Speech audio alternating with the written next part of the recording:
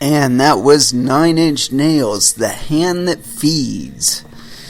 Yeah, and that was off the album With Teeth. I gotta say, I really enjoyed that album. It's not quite as hard as 9 Inch Nails' previous work, like with Broken or Downward Spiral. Both were decidedly more aggressive works. Although I like the edges on With Teeth. It's pretty tasty stuff. And it was most certainly a productive get your ass kicked at Jiu-Jitsu Monday. I mean, geez, I keep getting my left arm challenged, and I gotta do something, man. I gotta sharpen up. I mean, I gotta start doing some more open mats or something, man. But I'm gonna get my arm ripped off if I keep going like I did today. I mean, I don't know what it is. Like, if I feel somebody trying too hard for my neck or my arm, I'm just like, no, I'm not going to let that happen. You're not going to get my arm. You're not going to get my throat. You know? And when I held that a little bit too long today with a brown belt, and I mean, he literally, like,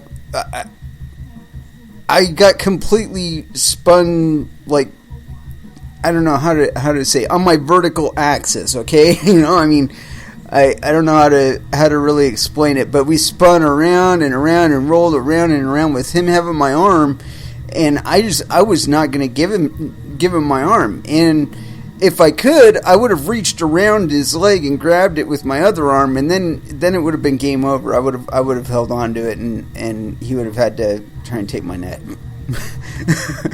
I mean, but like, that's the best I can say about my jiu-jitsu these days, is that every once in a while I'm okay at defending, you know.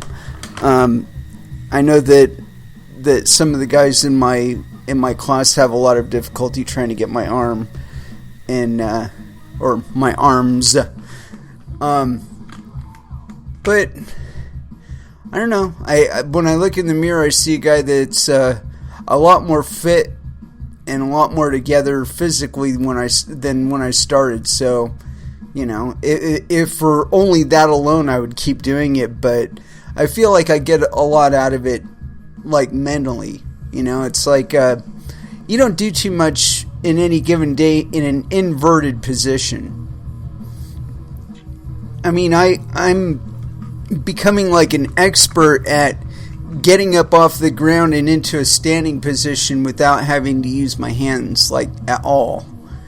And I mean, it's something kind of empowering in that. You know, I mean, I can support myself, and it makes it much easier to get back up off the ground, but I know several ways that I can get my ass back up off the ground and into a standing position without using my hands. And I think that's kind of important, you know, because then you have your hands open for defense and shit, and offense. Anyway, we're not going to meander too long in my Brazilian Jiu-Jitsu venture, but while it's still light enough outside, I've got a yen to taste a little bit of Robert Anton Wilson, because I think his contribution to our modern thinking, and I know that he derived a lot of his best thinking from other people, as any good thinker does. But I read this book a long time ago, and it was very, very important to me at the time. And it was during that same period where I was just like going through the mall randomly and you know, buying CDs and books, really. I read all kinds of really interesting shit. But that's where I ran into Robert Anton Wilson. And this book, Prometheus Rising, if you ever find yourself like really confused about what you're doing or why you're doing what you're doing, you should probably read this book. Now, it's not your typical book. It's kind of an instruction manual on how to get an understanding of what your consciousness really, like how much of your reality is you and how much of it is machinations and forces beyond your control. And it's really interesting finding when you actually go through and you do the exercises, you find out that it's a lot more flexible. Reality, what we call reality, is a lot more flexible than the label says it is. And hence, and I wanted to state this right off the bat. That's why we exist in crypto, is because reality isn't actually as concrete as a lot of people would like to believe it is. In any case, the thinker and the prover. This is chapter 1. We're going to skip through all the preface and all that business. And actually, I think it'd be kind of prudent for me to enhance the lighting in here, because unfortunately this is a physical book, not a backlit tablet. Hold on one moment.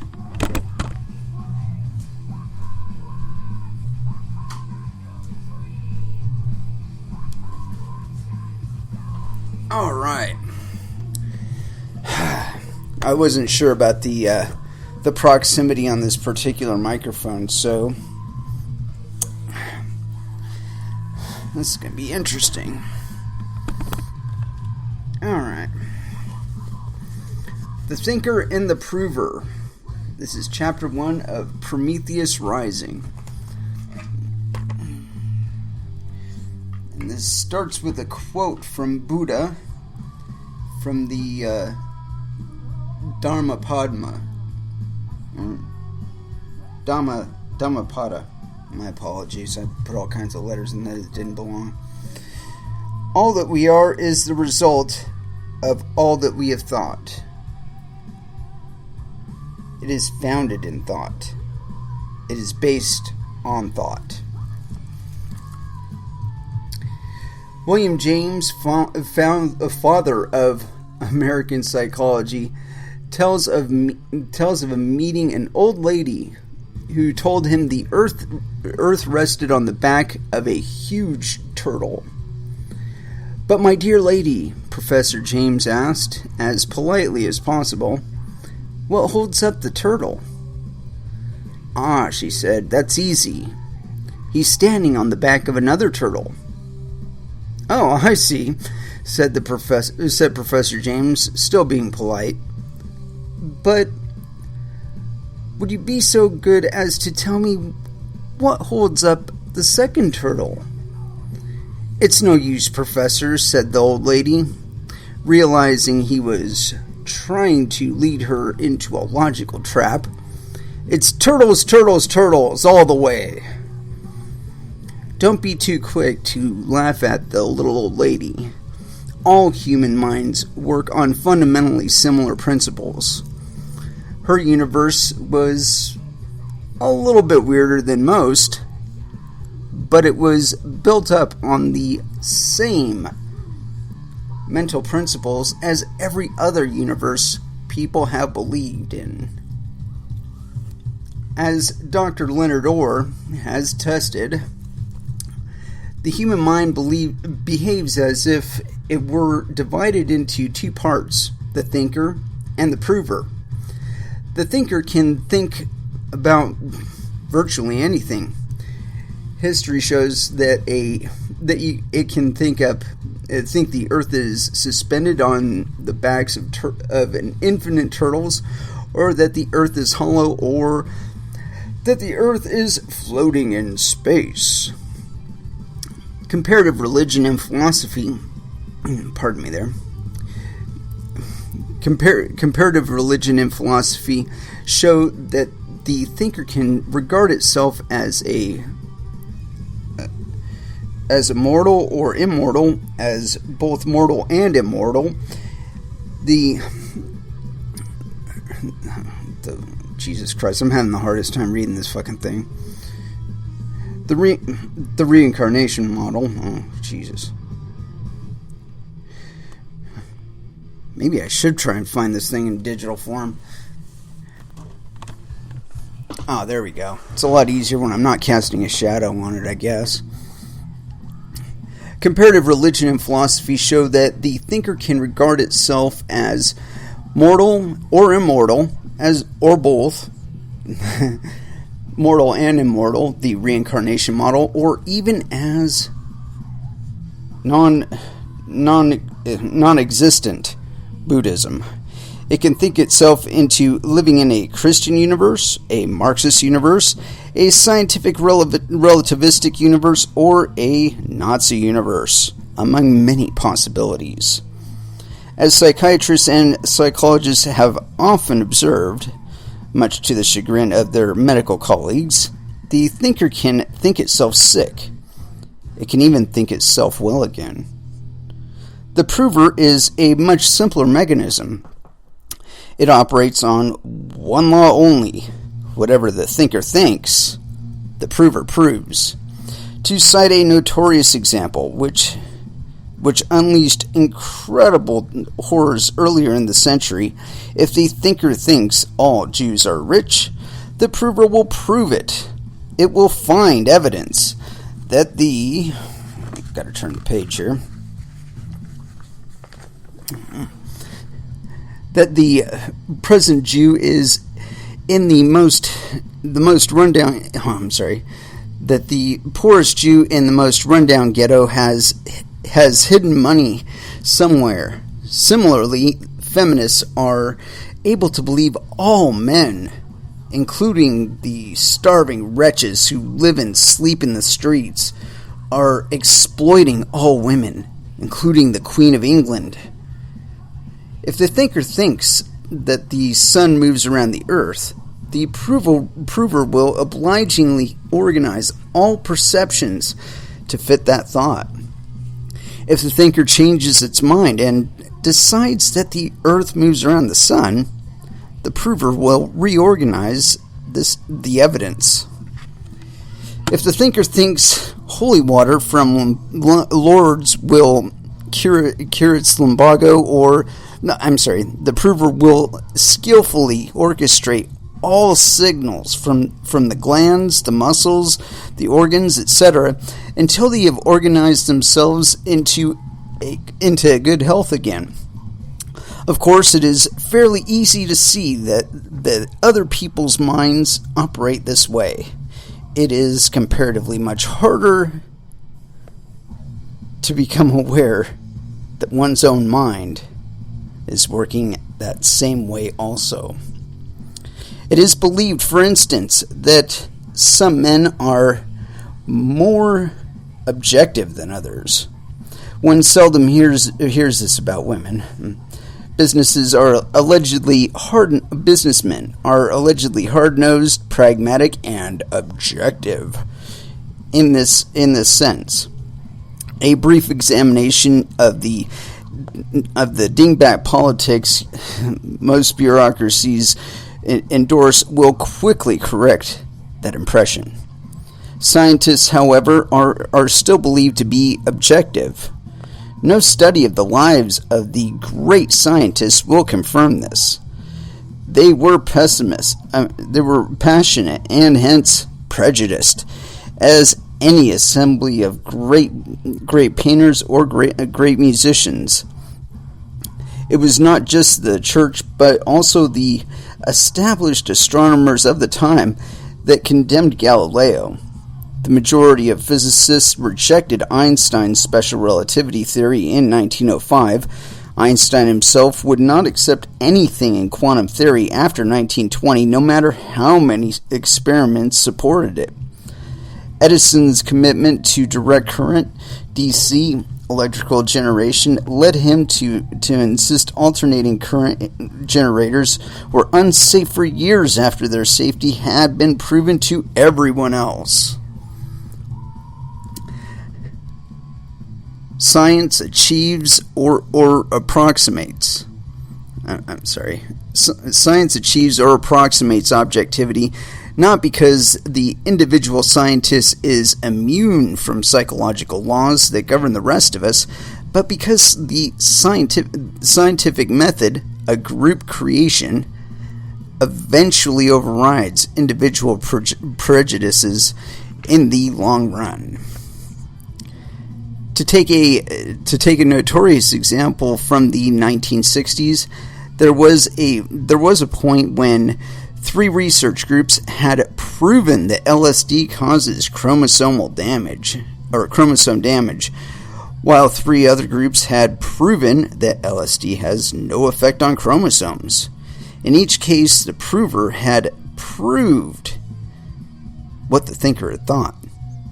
Right now, there are in physics 7 experiments that confirm a very controversial concept known as Bell's theorem, and 2 experiments that refute Bell's theorem. In the area of extrasensory perception, the results are uniform after more than a century. Everybody who sets out to prove that ESP exists succeeds.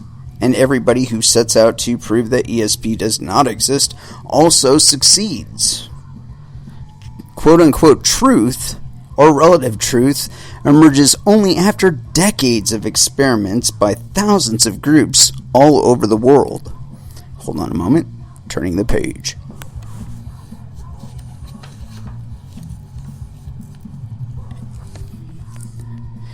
In the long run, we are hopefully approximating closer and closer to objective truth over the centuries. In the short run, Orr's law always holds. Whatever the thinks, the prover proves. The prover will prove.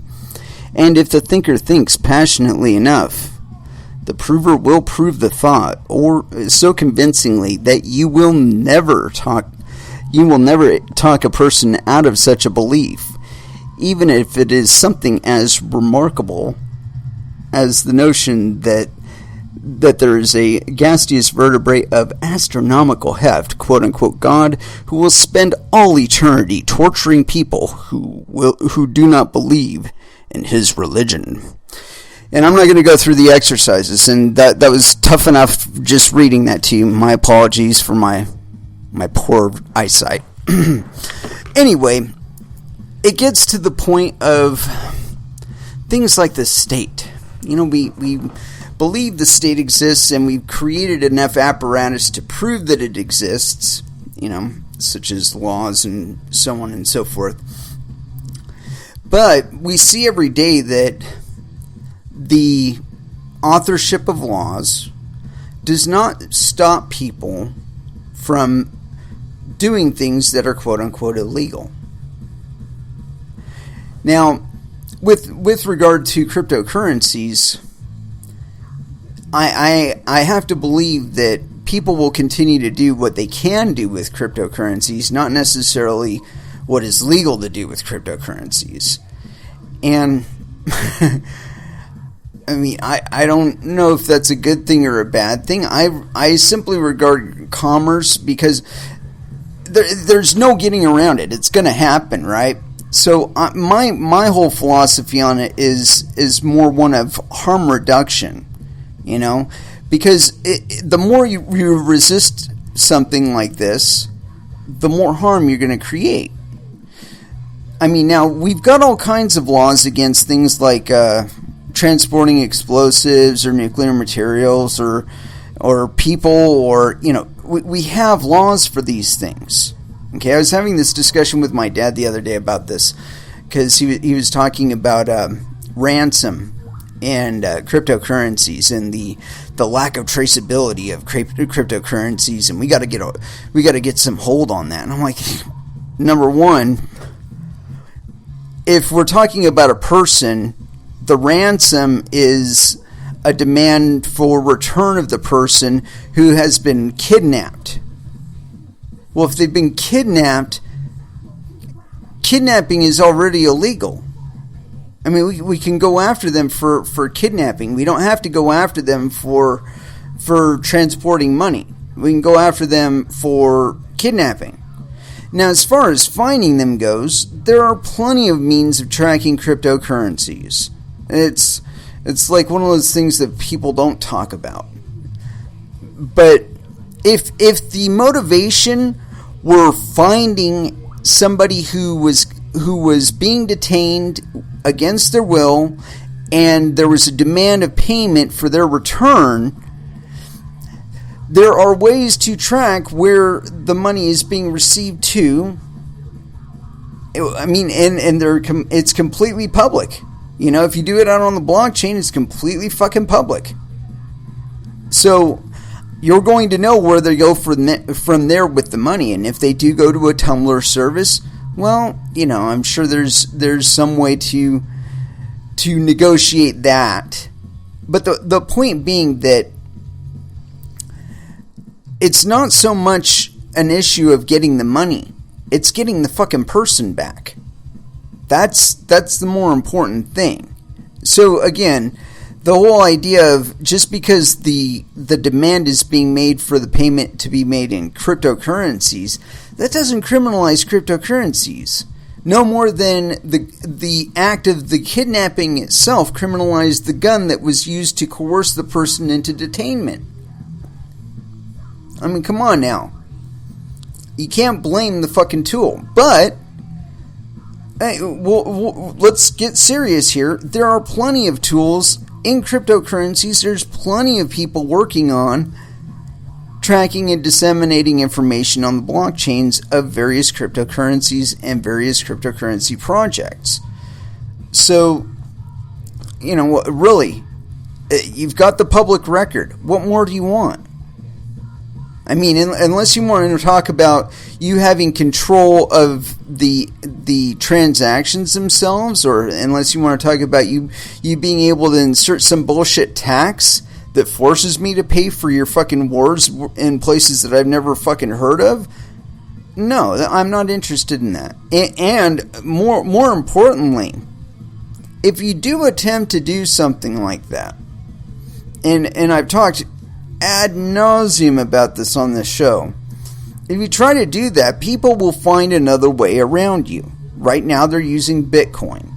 And you just got to trust that they're going to pay their taxes. And you've got more than enough fucking tracking mechanisms to verify that they are paying their taxes on what they actually earn. And I mean, really, you keep the markets exactly the way they are now, except for maybe permit banks to transact with us more cleanly, which they can do directly through Ripple. I mean, fuck, that thing was created for banks. It was created for banks. Okay? I mean, anybody who can read through the paperwork for that thing and come away with the impression that it was written for anything else, fucking crazy. I mean, really, it's like I was talking about earlier in the week about, or I think it was early last week, about words like users and communities. When you say these words, they don't tell you anything about who, you know, what individuals, what interests are being represented. You know, that they don't say, you know, bankers, they don't say miners, or they say the community. Okay, and what's funny to me is the people that are using these euphemisms, they seem to indicate that miners are somehow separate from the quote-unquote community, despite the fact that the community wouldn't exist without the network provided by the miners. See, it's all fucking jumbled up and wrong. It's just fucking wrong.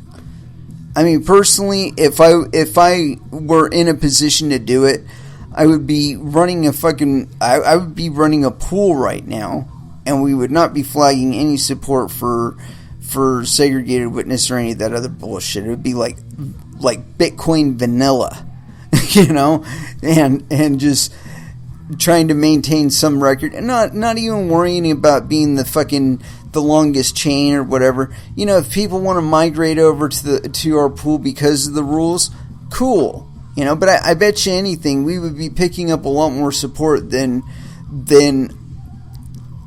many of the AstroTurf groups would, I don't know. I don't think that they really represent. I don't think any quote unquote group really represents the full membership of the people that they supposedly represent. You know, that it was like the Bitcoin Foundation. I mean, really, how many people really felt represented by the Bitcoin Foundation? Not very many of us. You know, I'm sure that some people did. I personally did not. And you know, when I hear people talking about quote unquote users and quote unquote the community, and them wanting something else, it's like it makes me feel like I'm not part of the community, even though I'm like one of the. When I read the Satoshi Nakamoto white paper back in, I think it was 2009 or 2010, I'm one of the people that like started mining. You know, give me a fucking break.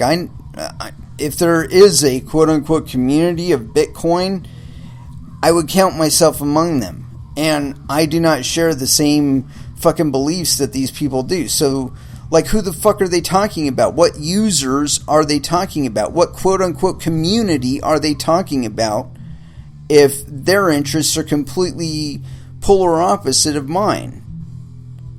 You know? I mean, I talk to a lot of people in cryptocurrencies, and I get the impression that I'm not entirely out in left field, that, you know, a lot of people see the same perspective that I do. So, again, you know, it's like, what users, what community want these changes so bad that they're willing to put a gun to the whole network's head and say, you will develop this way? I mean, fuck you. I didn't get in this thing to acquire a mommy and daddy from a company, an organization, or a government. I got into this because this is like a asexual, a-religious, apolitical means of transacting monetary value from one person to another. I mean, what could be better than that? And it's supported by the quote-unquote users and community, by their quote-unquote participation. And that's what bugs me the most about this, is a lot of people that are saying these kind of things, I don't get the impression that they really do participate, other than to do things like, I don't know. I don't get the impression that they're like miners or anything like that, or people that are actually putting stake out there. I don't know. It's just all my little chewing on stuff, and I wanted to get into some articles here because I do have them on my browser. You know, I did catch them here and there. Would like to deliver them. And this first one is on Bitcoin Magazine. And we have talked about Project Titanium before. And this is the EU's kind of, I don't know, their base group for how to deal with cryptocurrencies in the EU.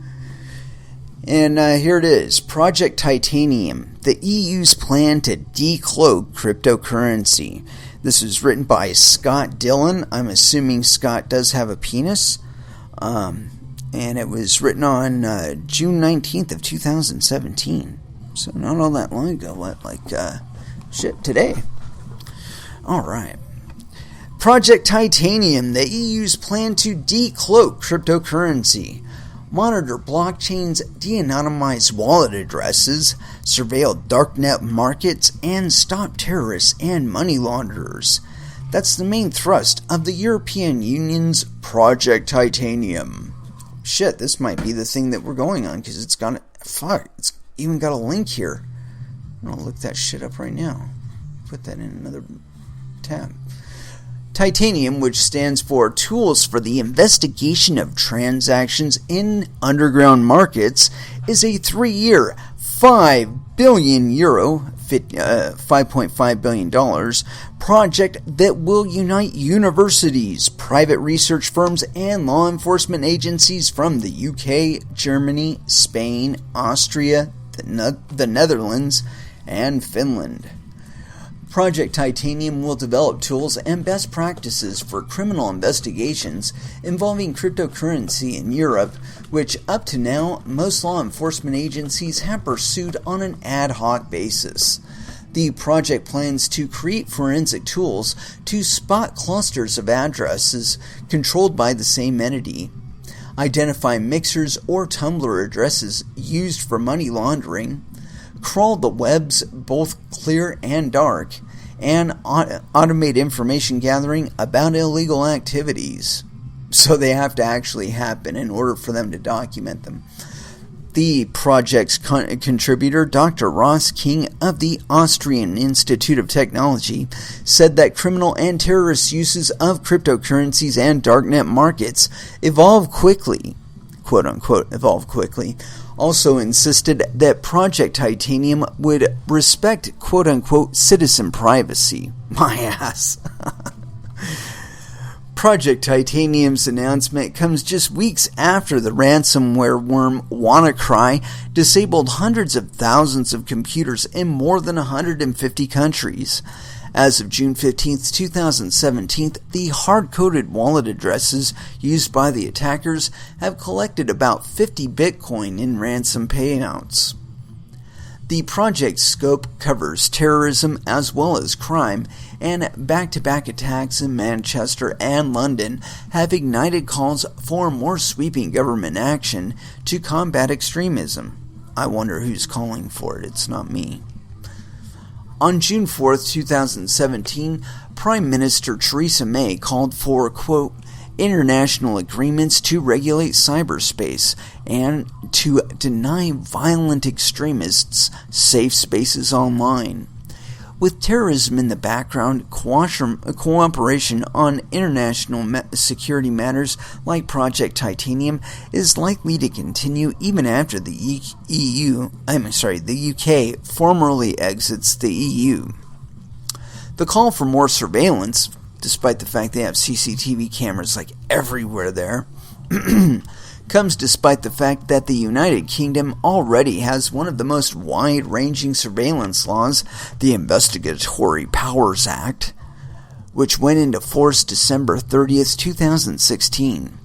Nicknamed the Snoopers Charter, the Act requires ISPs keep record of all websites users visit for 1 year and allows police and other public agencies to check anyone's history without a warrant.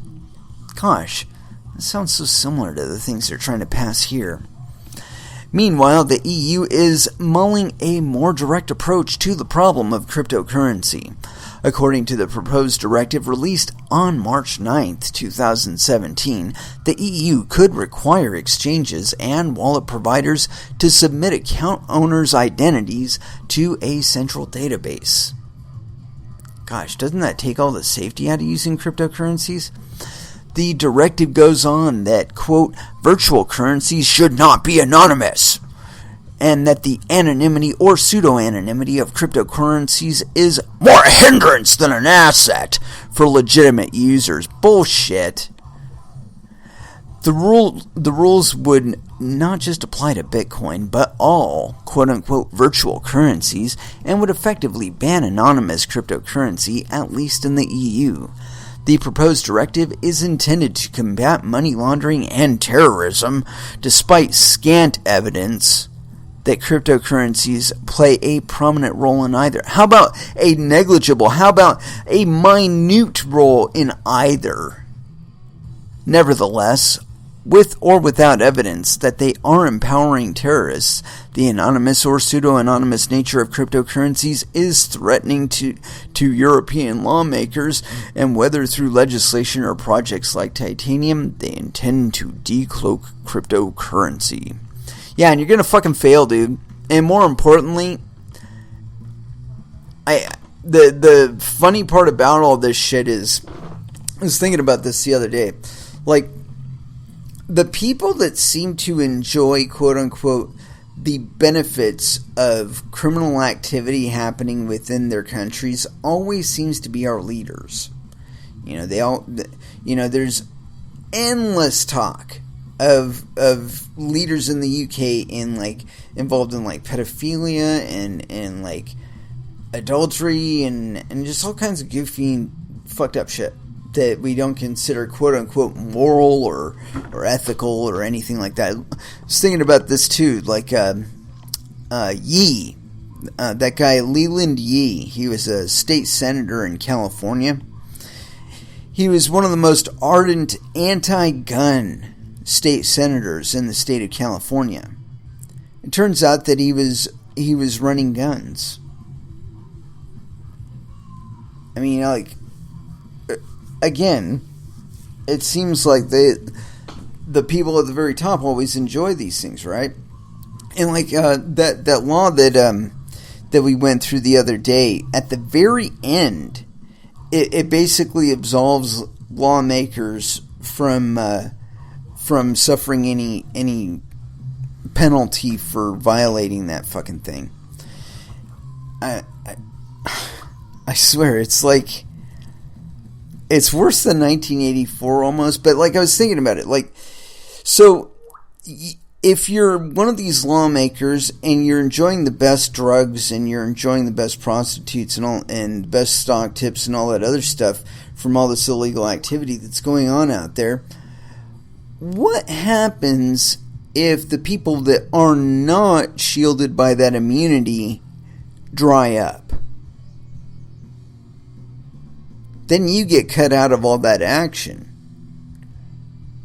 So it's against their interest to do the hardcore tracking with regard to cryptocurrencies, because cryptocurrencies provide the most cloaked way to receive funding from sources that you're not supposed to be receiving it from. I mean, really think about that, okay? If you're, say you're a senator and for whatever reason you voted a way that somebody didn't like, and they're really out to get you, and they're because of this vote, right?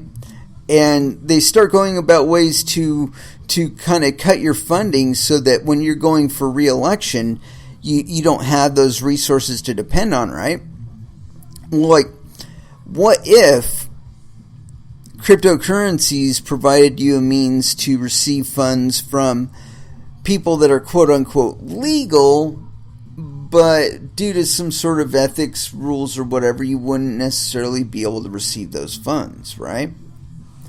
So you could receive them via cryptocurrencies and nobody would know where the money was coming from. You could do it in some fucking smart contract or something, you hit 10,000 calls, calling people and polling for a certain area, and you get some disbursement of funds. Cryptocurrencies provide all of those means for you to kind of get your shit going on. And I've said this before, and I will say it again. No matter how illegal, no matter how many barriers you put up between the interface between cryptocurrencies and fiat currencies, no matter how many different ways you try and tax it, there will always be some means out there for people to circumvent it. It's as plain as day that this is going to happen. So, rather than getting all your pals busted and all that other business, and rather than hindering all of the innovation that cryptocurrencies will allow, you just back off and don't worry about it. I mean, we've watched this happen several times with Russia and with China, where, and Russia's really funny because they're getting really buddy-buddy with Vitalik Buterin. I don't know if anybody's noticed this, but there's been several articles about it where Putin himself has been meeting with Vitalik Buterin and talking about Ethereum. And there's been talk about them having some sort of state-issued cryptocurrency again. Now, there are various reasons why this won't work, and we've talked about them a million times on the show, probably talk about them a million more. But the point being that we've expected this kind of reach, that they would be trying to forcibly introduce the values of state into the whole cryptocurrency business thing. And no matter how restrictive they make it on the public markets or anything like that, there will always be some means of circumvention. It's like this Project Titanium. I'm not terribly technical, but I will foil every one of their fucking measures for trying to associate wallet addresses in some sort of aggregate. I will, Mr. out in the boonies, fucking nobody, glorified button pusher, will foil their multi-million-dollar fucking budget bullshit. So, like, what's the point? You know what I'm saying? It's like they could get more value out of doing one thing.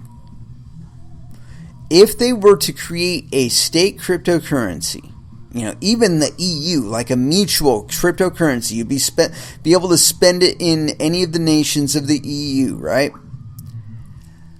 A basic cryptocurrency that everybody in the EU would be able to participate in mining. A basic proof of work cryptocurrency that not only everybody could mine, but everybody could view the blockchain, and it would be quote-unquote immutable. Okay? And you can even have it trading on a global market and whatnot, but its specific use would be interstate use, between, Spain and Portugal and Greece and whatnot. Say you're a Londoner and you want to go to Greece for holiday or whatnot. You'd be able to use the same cryptocurrency like you can with whatever Euro notes or whatever, but you could do it digitally. And I'm sure you can do something similar with credit cards now. So it's not necessarily fulfilling any need at the moment.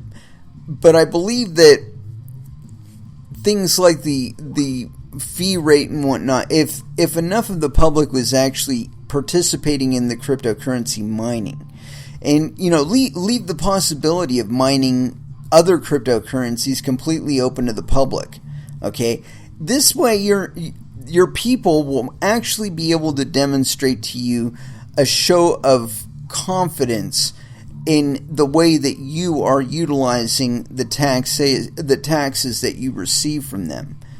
So say that 1 month Bitcoin is the number one currency that's mined in your Eurozone. Right? That all the miners in the Eurozone, they're primarily mining Bitcoin, because they don't believe in what you're currently doing with Euro coin or whatever the fuck it's going to be called. And so you alter your expenditures and whatnot. People enjoy what you're spending the money on. So say you're fixing up low rent housing or something like that. People would want to mine your currency more. And so say the next month it would be Eurocoin would be the primary coin that's being mined. That would be an exhibition of confidence in your currency, in your governing. But like the idea that any level of regulation is actually going to terminate things like scams. No, I'm sorry. People trying to scam one another since the invention of currency, period. Not even coins, not even money, currency. Just being able to, or barter. People have been trying to screw one another since the creation of credit. Like, oh hey, you can see it's here. I'll give it to you, give you first dibs on it. Yeah, whatever. And then it's gone by the time you come to that guy again. Point being is, you're not going to get rid of it by trying to regulate cryptocurrencies. I mean, cryptocurrencies are great for accounting and whatnot, but they're also cryptographic. They're great for anonymity, and they allow for levels of anonymity that most people have never known before. Anyway, enough of that rant. I want to go ahead and throw in some music. And I hadn't picked out anything specific, so what's it gonna be? I'm feeling Pantera, and you know what? This is the first song that I'd ever heard by Pantera, and I thought it was very good. Cemetery Gates off of Cowboys from Hell, here on Coin Metal.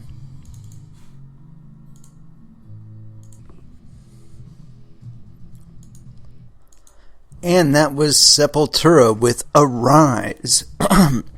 My apologies there. Arise. Off the album of the same name. Very, very, very, very tasty stuff. Man, I gotta ice my elbows. Those guys were challenging my elbows today, man. They really wanted that arm. In any case, we started off this episode by talking about the thinker and the prover. And the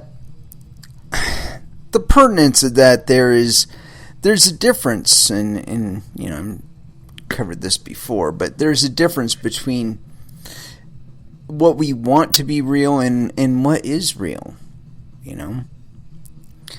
And I think that we're heading up to a really interesting inflection point where a lot of the things that we've wanted that we haven't been able to really afford are going to be dying off simply because we can't really afford them. And I saw some more evidence of that recently. The U of O, they're kind of a big how should I say it? A big money suck. There's people from all over the world go there, and to some extent it's a valuable education that they get there, but their priorities have shifted greatly to more and more to sports. And the impact that's had on the local economy has been kind of interesting. And I've watched this over time as the school has grown and consumed more acreage, and how it's affected the businesses around it. And I don't expect that to last much longer. And the reason being is you have to be like really, really smart, or you have to have some sort of like legacy going on in order to be able to go to U of O. You know, your parents have to be able to foot the bill, or you have to already have the money, or you have to have the credit to be able to borrow for the education. And that's becoming a riskier and riskier prospect as the few remaining I shouldn't say few remaining, that hasn't quite changed yet. The burger flipping jobs that are out there are few and far in between, and full of people going through their master's programs. So you got to understand that it's not exactly an ideal environment to be seeking work. But anyway, the point being that the whole edifice that's required in order for that to be possible is eroding out from our feet, under our feet. You know, we see that companies like Goldman Sachs and whatnot, they're reviewing blockchain technology and trying to determine exactly how many people in their structure they can replace with it.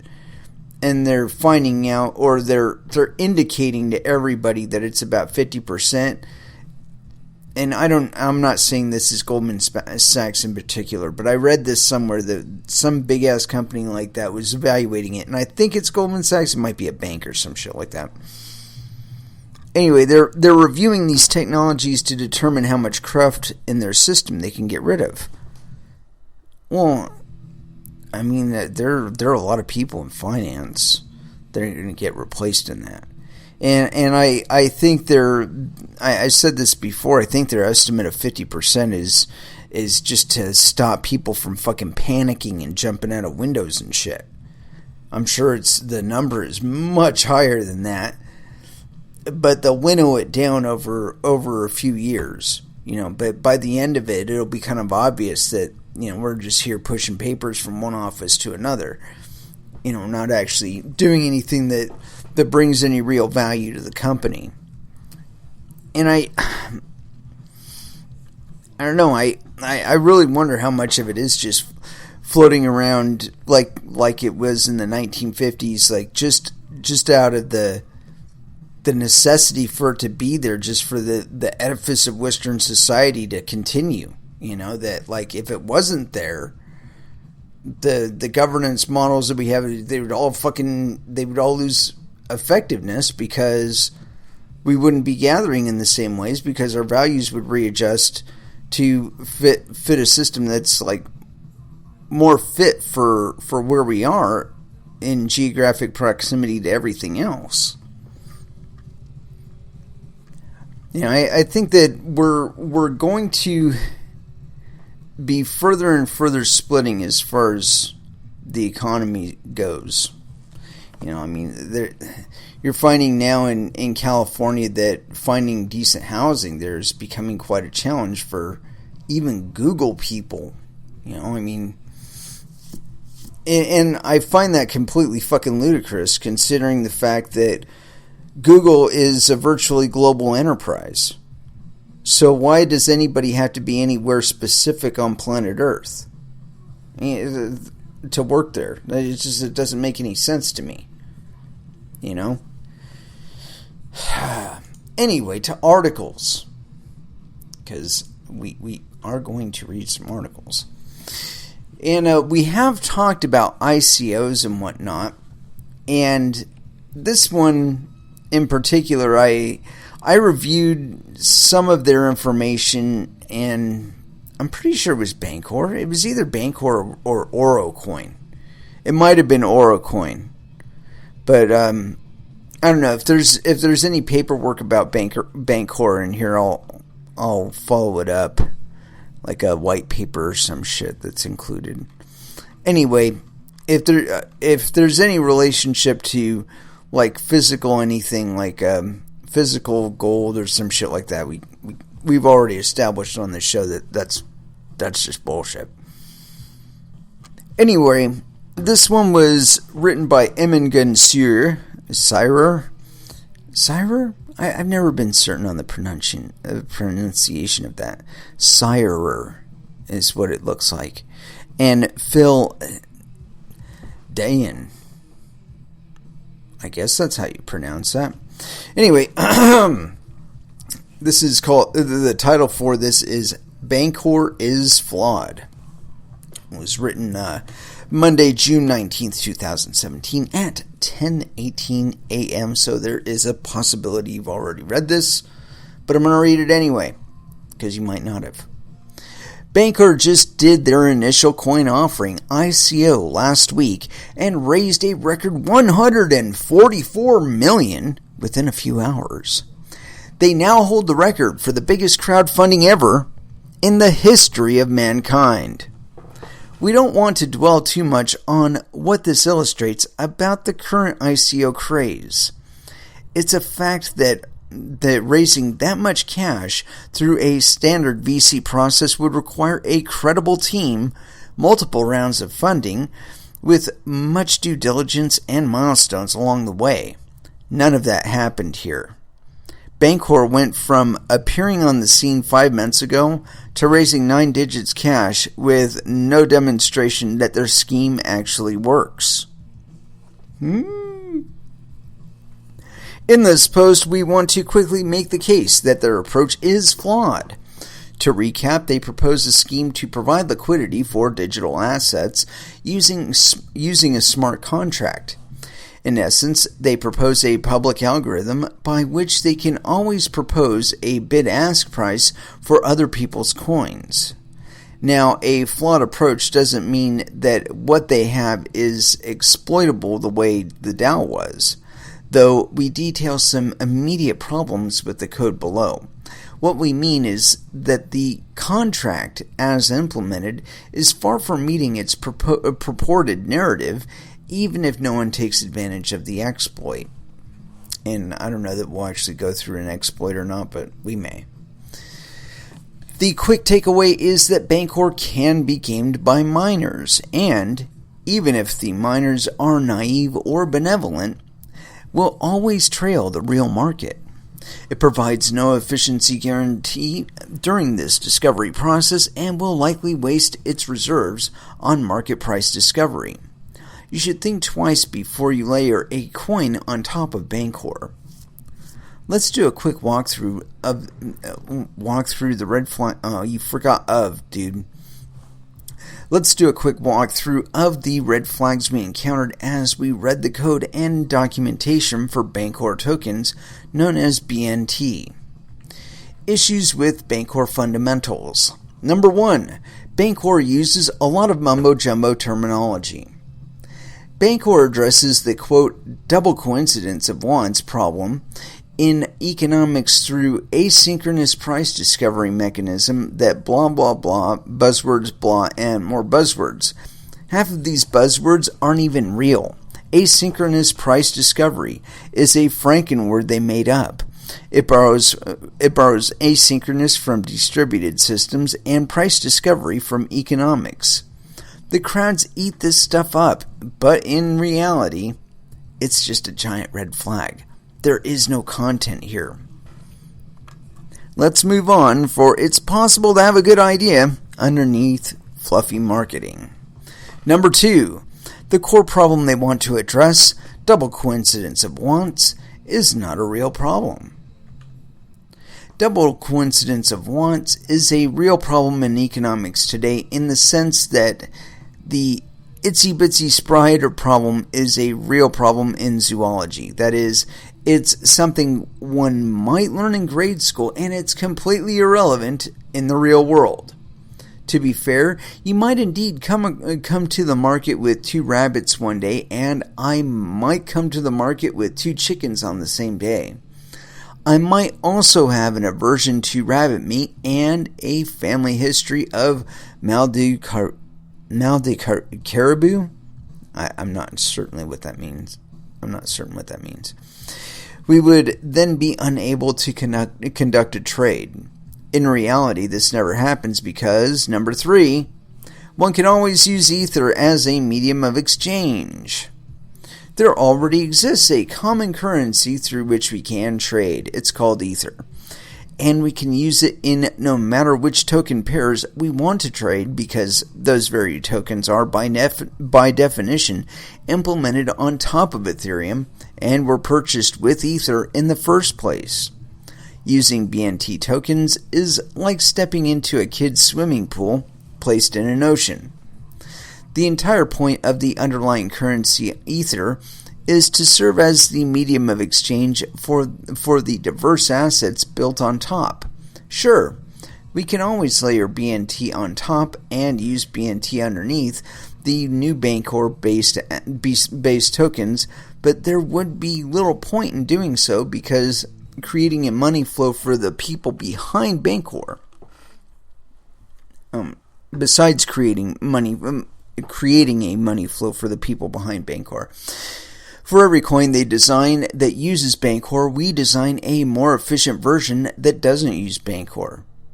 In short, the BNT tokens are for show. They are not necessary. Number 4, Bancor is essentially a central bank strategy for automatically setting a dynamic peg for new coins. Behind the hype, Bancor comes down to a very simple idea. It's a smart contract that automatically provides a buy and sell price for a new coin. This is known as a market maker. Let's suppose you decide to create your own coin called X. You hype up the X ICO, sell 100 million of X, and decide to back it up with 10 million of BNT. This is your reserve. What Bancor proposes to do is to create a market for your coins by automatically buying and selling them for prices that would preserve the ratio of your reserve to the total supply. That is, depending on how much reserve the contract has outstanding, it will automatically offer a price for the X tokens. If the reserves are, say, 12 million BNT, then it will offer to buy back X coins for higher prices to bring the reserve fraction back in line with the usual level. If the reserves are low, it will offer lower prices, so you can always buy or sell into the contract even if there is no one else to buy or sell into. Or sell to. 5. That's it. That's the whole idea. It's only 40 lines of code. Now, there is nothing wrong with raising 3.5 million per line of code, if indeed there is a certain technical advantage to those lines of code that those lines of code process. Number 6, everything Bancor can do for you on-chain, you can do by yourself off-chain. You yourself could easily have held that 10 million in reserve, and you could have intervened in the market at your leisure if you wanted to. You could follow the exact algorithm as Bancor and achieve the exact same results. There is no value to be had from using Bancor. Let us repeat that. In terms of controlling the price of the X token, there is absolutely nothing to be gained by using the fixed Bancor strategy. Whatever equilibrium price Bancor would achieve for you through its on-chain management, you could have achieved while managing the reserve yourself off-chain. To be fair, a Bancor proponent would say, but you are committing provable reserves to your currency. To which the answer is, there are many ways of proving your reserves, none of which tie you down to a dirt simple and flawed strategy for life. Number 7. It is much better to manage the reserves manually than to commit to the Bancor strategy. If you held the reserves yourself and issued buy and sell orders like everyone else, you could not only follow the Bancor strategy to the letter if you liked, but you could use any other strategy that you preferred. You'd have the benefit of the immense neural network that you carry behind your eyes, and the freedom to switch strategies at any time. Number 8. The Bancor strategy sets prices independent of the market. The prices that Bancor offers for tokens have nothing to do with the actual market equilibrium. Bancor will always trail the market, and in doing so, will bleed its reserves. A simple thought experiment suffices to illustrate the problem. Suppose that market panic sets around X. Unfounded news about your system overtakes social media. Let's suppose that people got convinced that your CEO has absconded to a remote island with no extradition treaty, that your CFO has been embezzling money, and your CTO was buying drugs from the darknet markets and shipping them to his work address to make a Scarface-like mound of white powder on his desk. Worse! Let's suppose that you know these allegations to be false. They were spread by a troll army wielded by a company with no products whose business plan is to block everyone else's coin stream. What's your best strategy if you are in control of your 10 million in reserves and were manually setting prices? We don't know about you, but we'd hold the reserves tight and assuage the market. Maybe hold a press conference with the CEO, have the CFO show the books to an auditor, and present a sober and somber CTO describe how he was just making gingerbread houses with powdered confectionery for a fundraiser when he happened to sneeze. At the end of such a painful episode, we'd have battle scars, but also 10 million in the bank. If you used Bancor, your Bancor smart contract would have no knowledge of what is happening out there in the real world. It wouldn't know the market movements, it wouldn't know where the coin ought to be, and it would follow its blind strategy of offering bid-ask prices. That strategy involves making a market through thick and thin without any information about reality. In fact, that reality is determined purely by external markets, and the contract will unstrategically use its reserves to discover and match with the market's demand of it at that instant. In this case, Bancor would offer ever-decreasing prices for X coins during a bank run until it has no reserves left. You'd watch the market panic take hold and eat away your reserves. Recall that people are convinced that the true value of X is 0 in this scenario, and the Bancor formula is guaranteed to offer a price above that, so your entire reserve would be gone. Number 9. The Bancor strategy fails to capitalize on excess value. Now, a Bancor proponent would say, okay, that was bad, but you're not giving us the full story. After your press release, people would start buying your coins, and the contract would rebuild its reserves.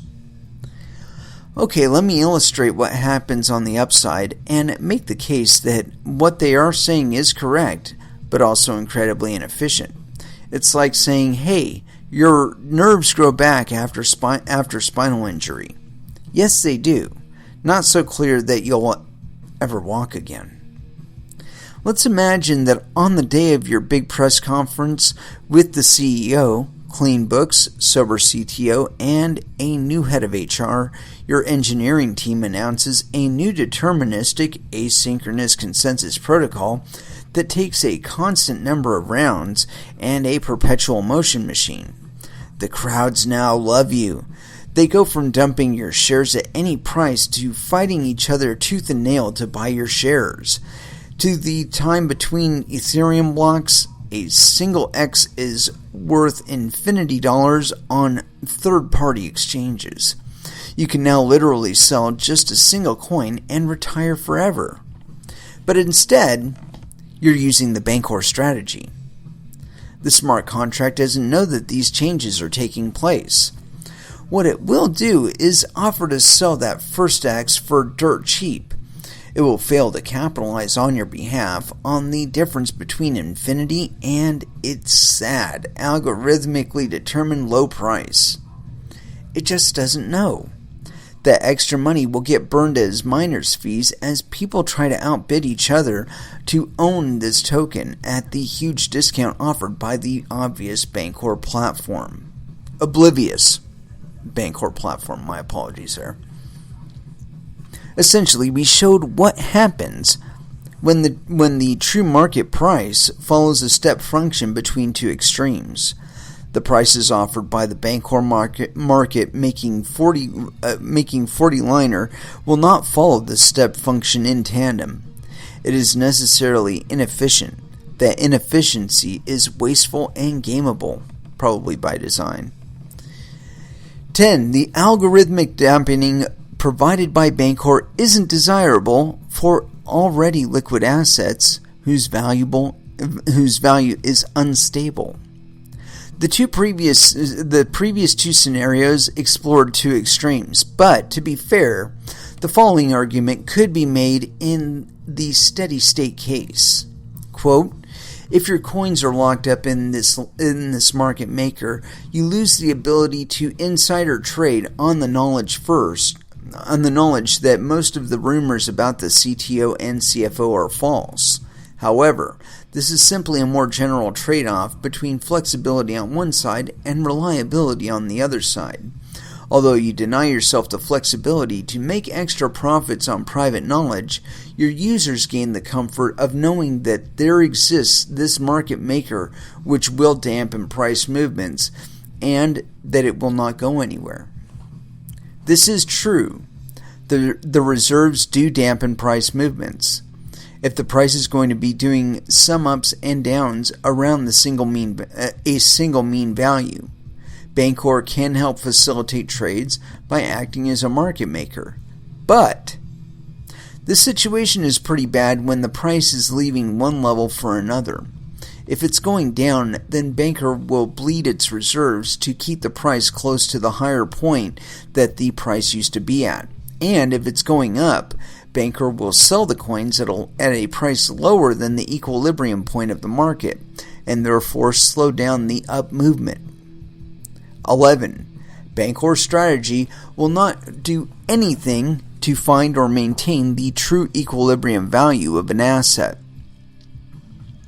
The preceding cases already illustrated the fundamental problem. Bancor is designed solely to maintain a reserve fraction. It has nothing to do with finding or maintaining the true value of an asset. It doesn't know, yet it'll blindly offer buy and sell bids. It'll use its reserves to discover what prices it ought to set. Number 12. Bancor thus acts like a dynamically adjusted currency peg. Currency pegs have been tried again and again. Ask any Argentinian for details. Anytime you have a central bank trying to use its reserves to buoy up a peg, you have the opportunity for gaming. You'll recall that George Soros masterfully ran the reserves of the Bank of England down simply by knowing their strategy. In this case, everything is happening on a public blockchain using a fixed algorithm with full visibility, while the true price is being set elsewhere through informed buy and sell orders. Number 13. Bancor presents an arbitrage opportunity. It does not lead the market towards equilibrium, it trails the market, and always and by definition.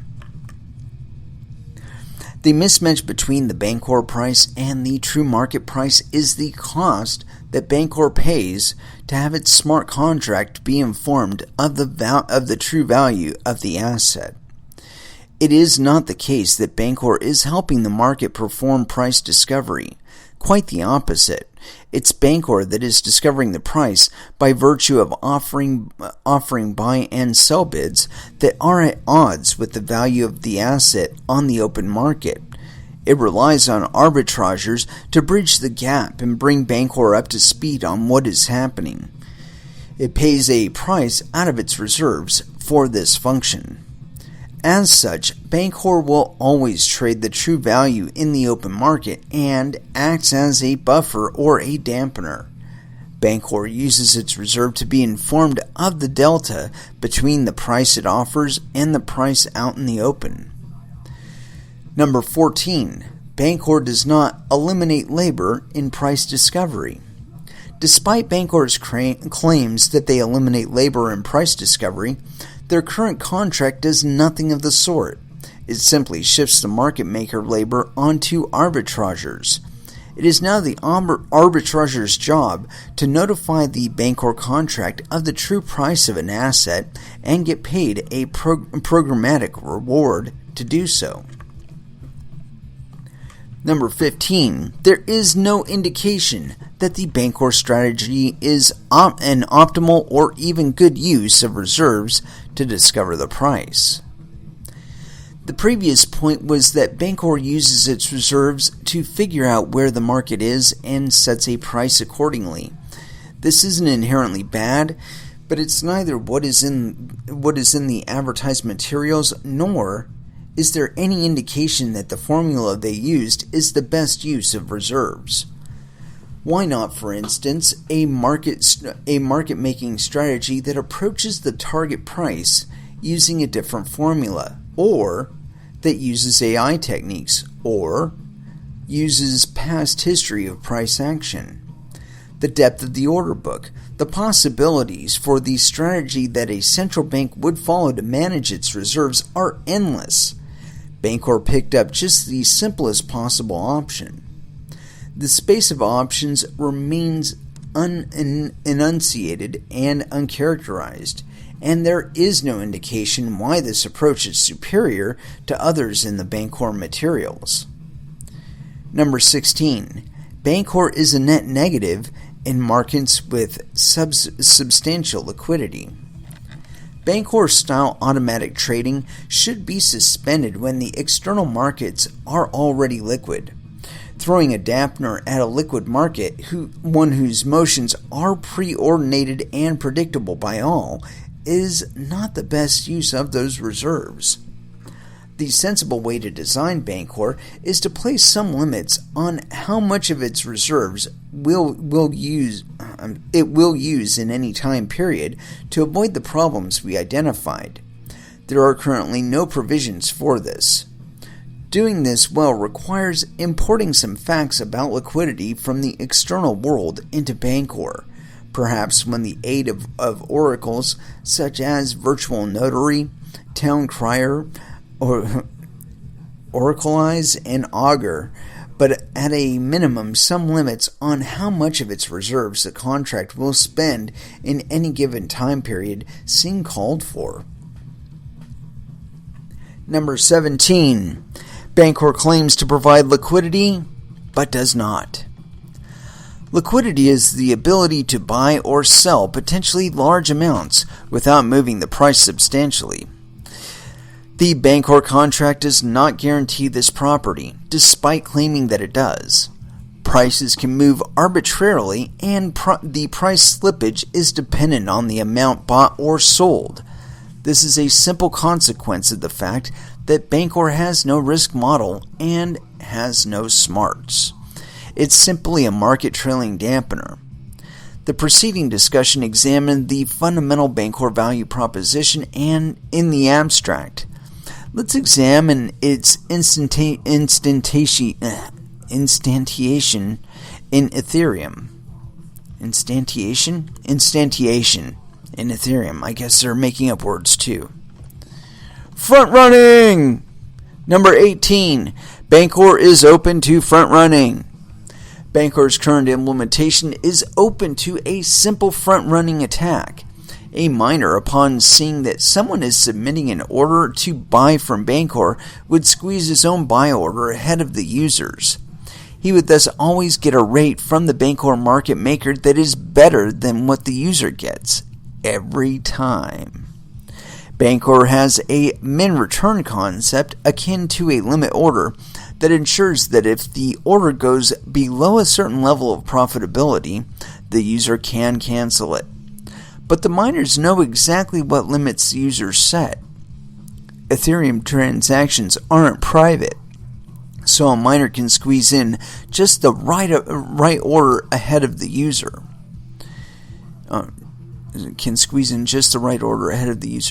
On the way down, front running works the same way, with the miners squeezing sell orders ahead of the user and thus pocketing the price difference. And it's possible for miners to automate this process with a simple software kit. Further, even non-miners can take advantage of this behavior by paying higher fees to appear before the Bancor transaction in the block. 19.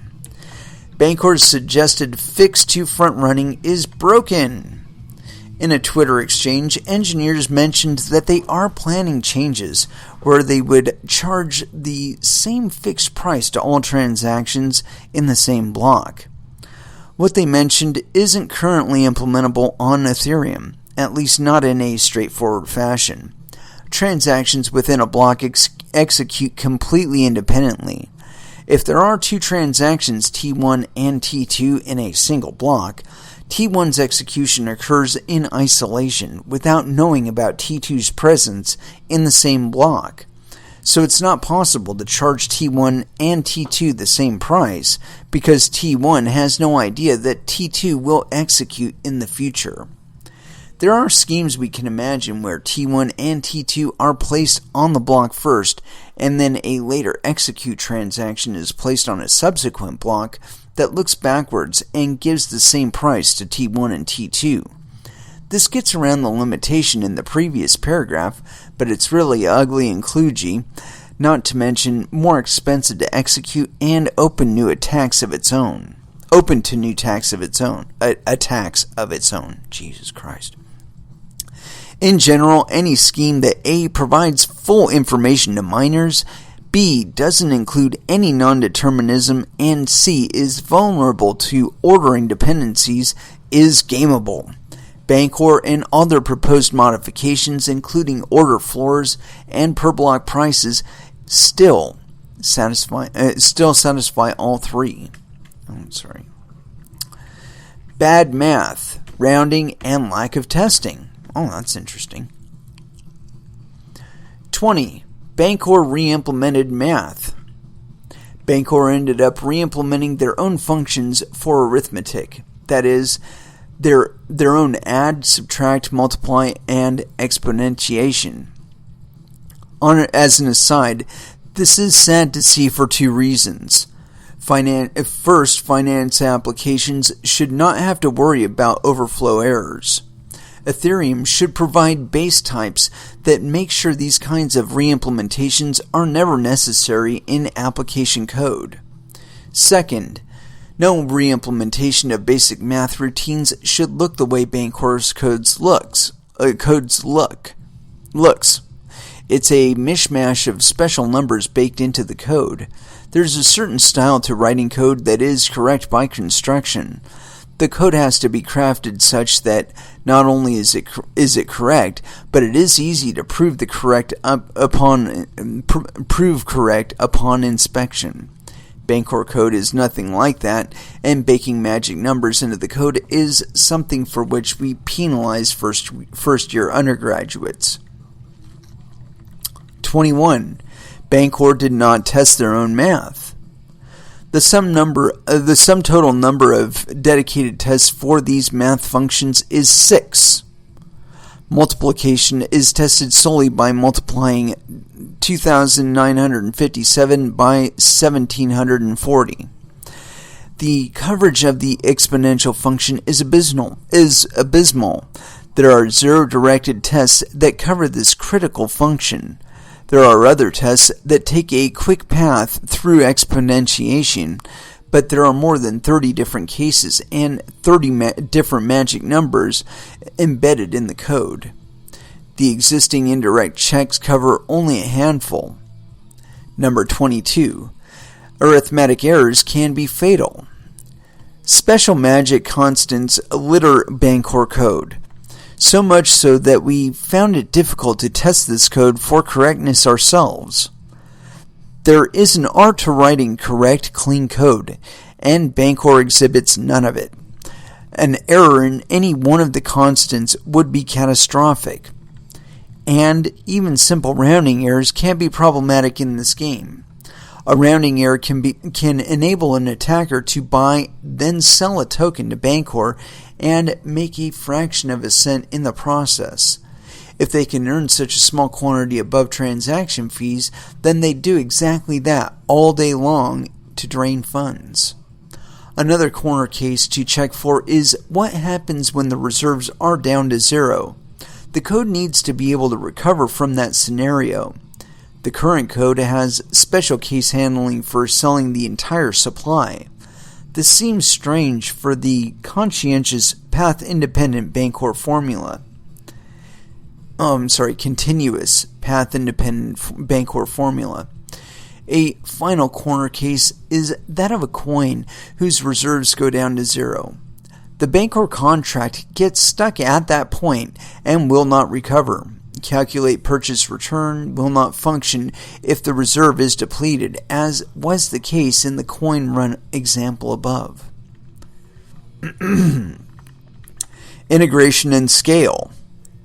Number 23. Bancor does not support the notion of supply caps for Bancor-based tokens. If the tokens that are based on Bancor are not actually securities, but service access tokens for a system, they will typically correspond to some right to service.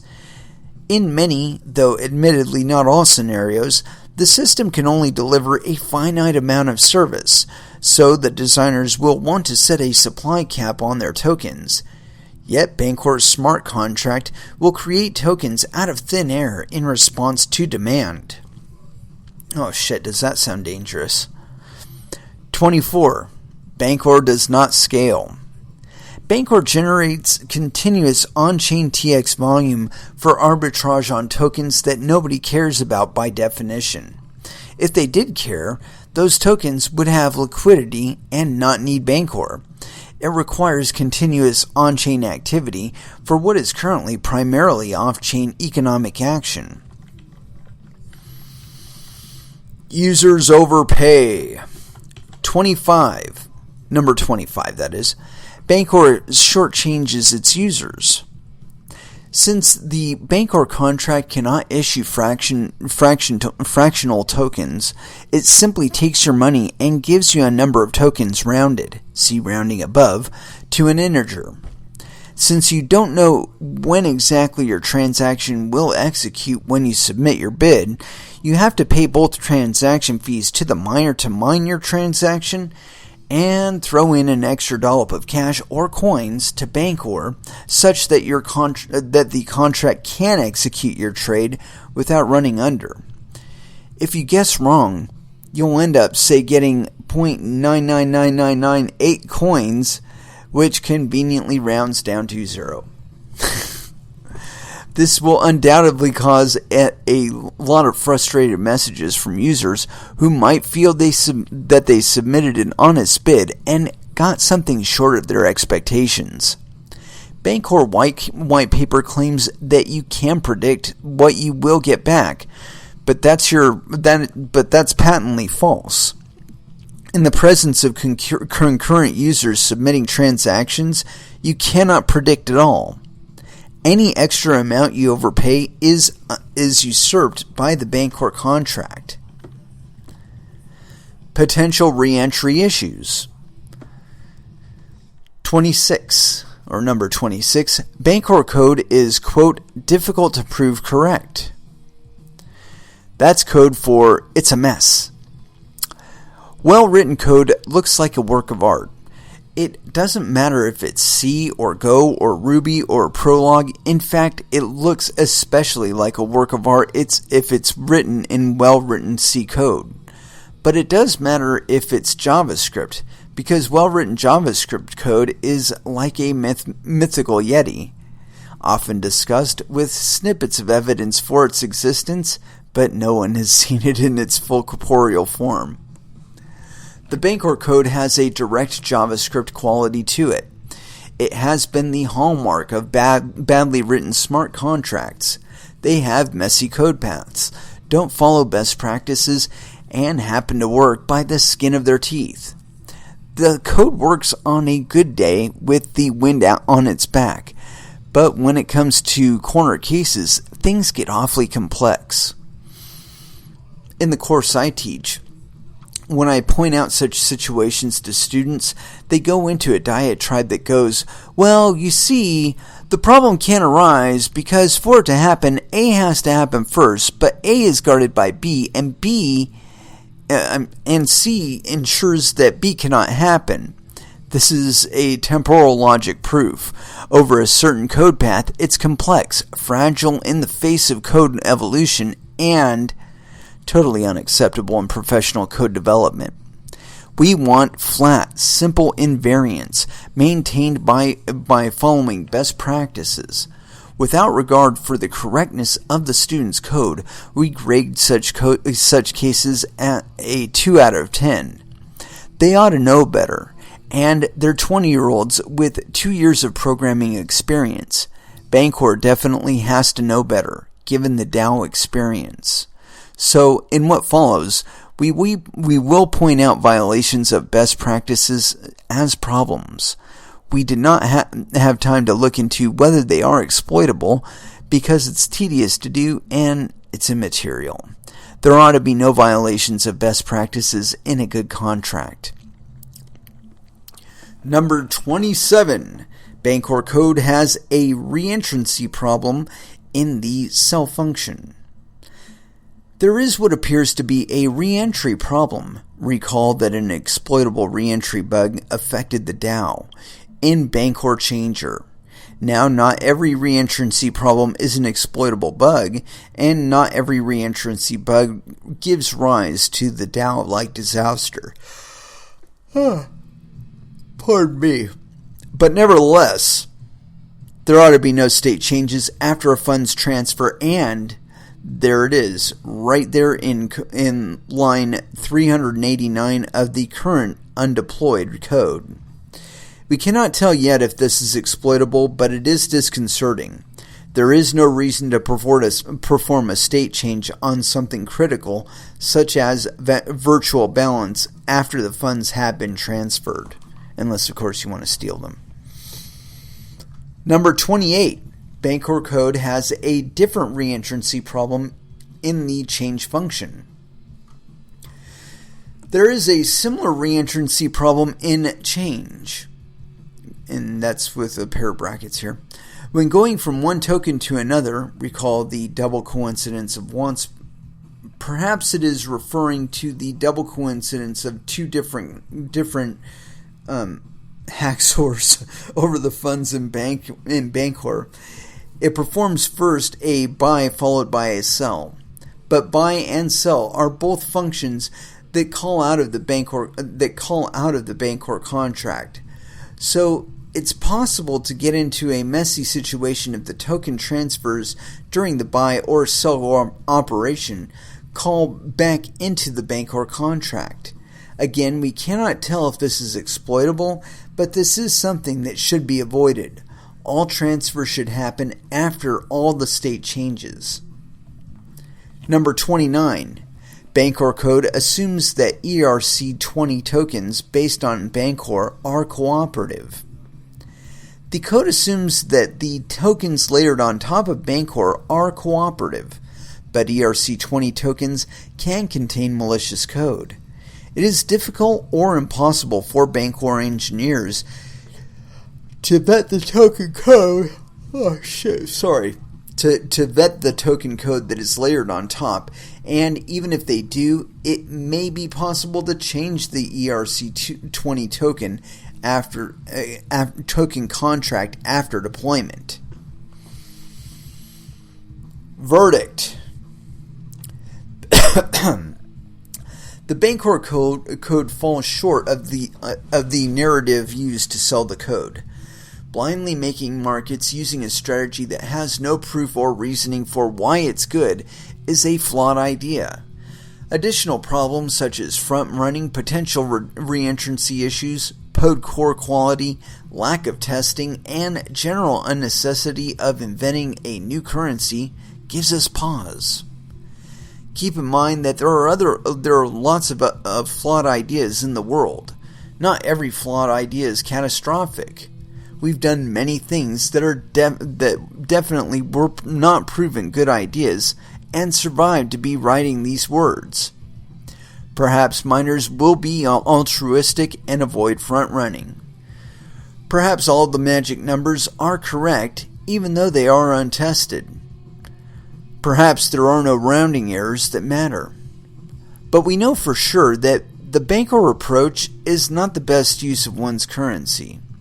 Someone armed with additional information not on the blockchain can certainly make markets in a better informed fashion. Since Bancor is possible to simulate off-chain, committing to it on-chain provides little to no additional value except limit one's future moves. Overall, it seems that the current Bancor approach is fundamentally inefficient and will bleed reserves. Assuming there are no immediately exploitable issues in the code, and assuming that miners play nice and avoid front-running, we expect that we will see Bancor-based coins discover the limitations of the Bancor approach. To end on a positive note, the optimistic way to look at the Bancor episode is that it's the first flawed step in an interesting direction. It will surely be followed by more sophisticated approaches that have a better chance of living up to the hype. People are beginning to look for ways to codify Janet Yellen and place her on the blockchain. True, she need have no fear of losing her job right now, but sooner or later we will have actually smart contracts that provide strong guarantees as they manage a currency. No, they won't. And I guess they did actually do token activation, and they're switching to BNT trading on their own platform. The latest hastily applied patches to the Bancor code seem to revolve around rounding errors and precision loss. This post discusses the rounding problem mentioned above. It also mentions a social attack stemming from people not understanding how fractional reserves and the Bancor formula work. Interesting. Yeah. I don't know. I have my own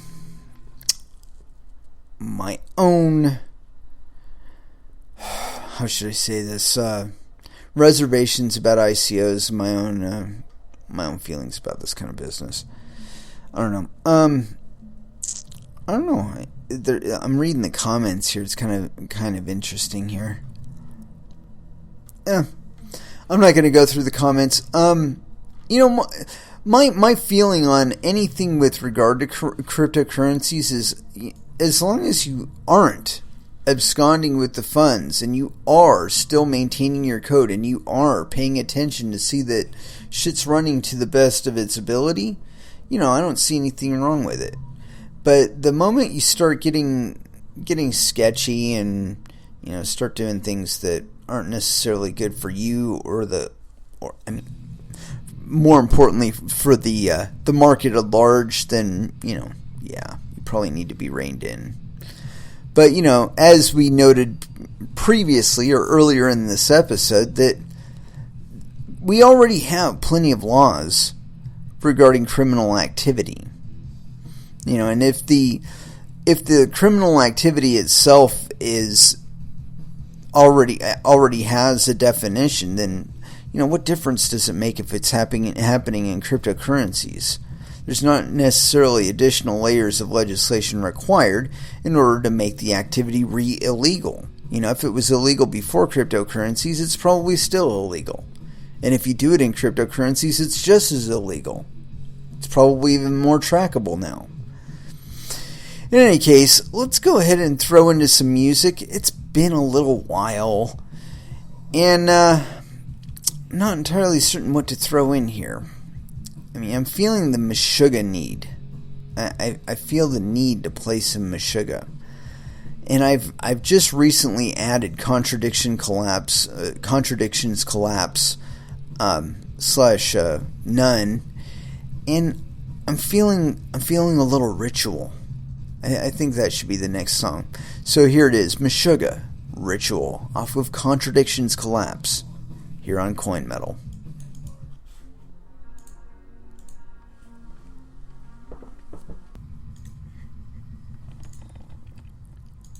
And that was Anthrax with Time, off of Persistence of Time.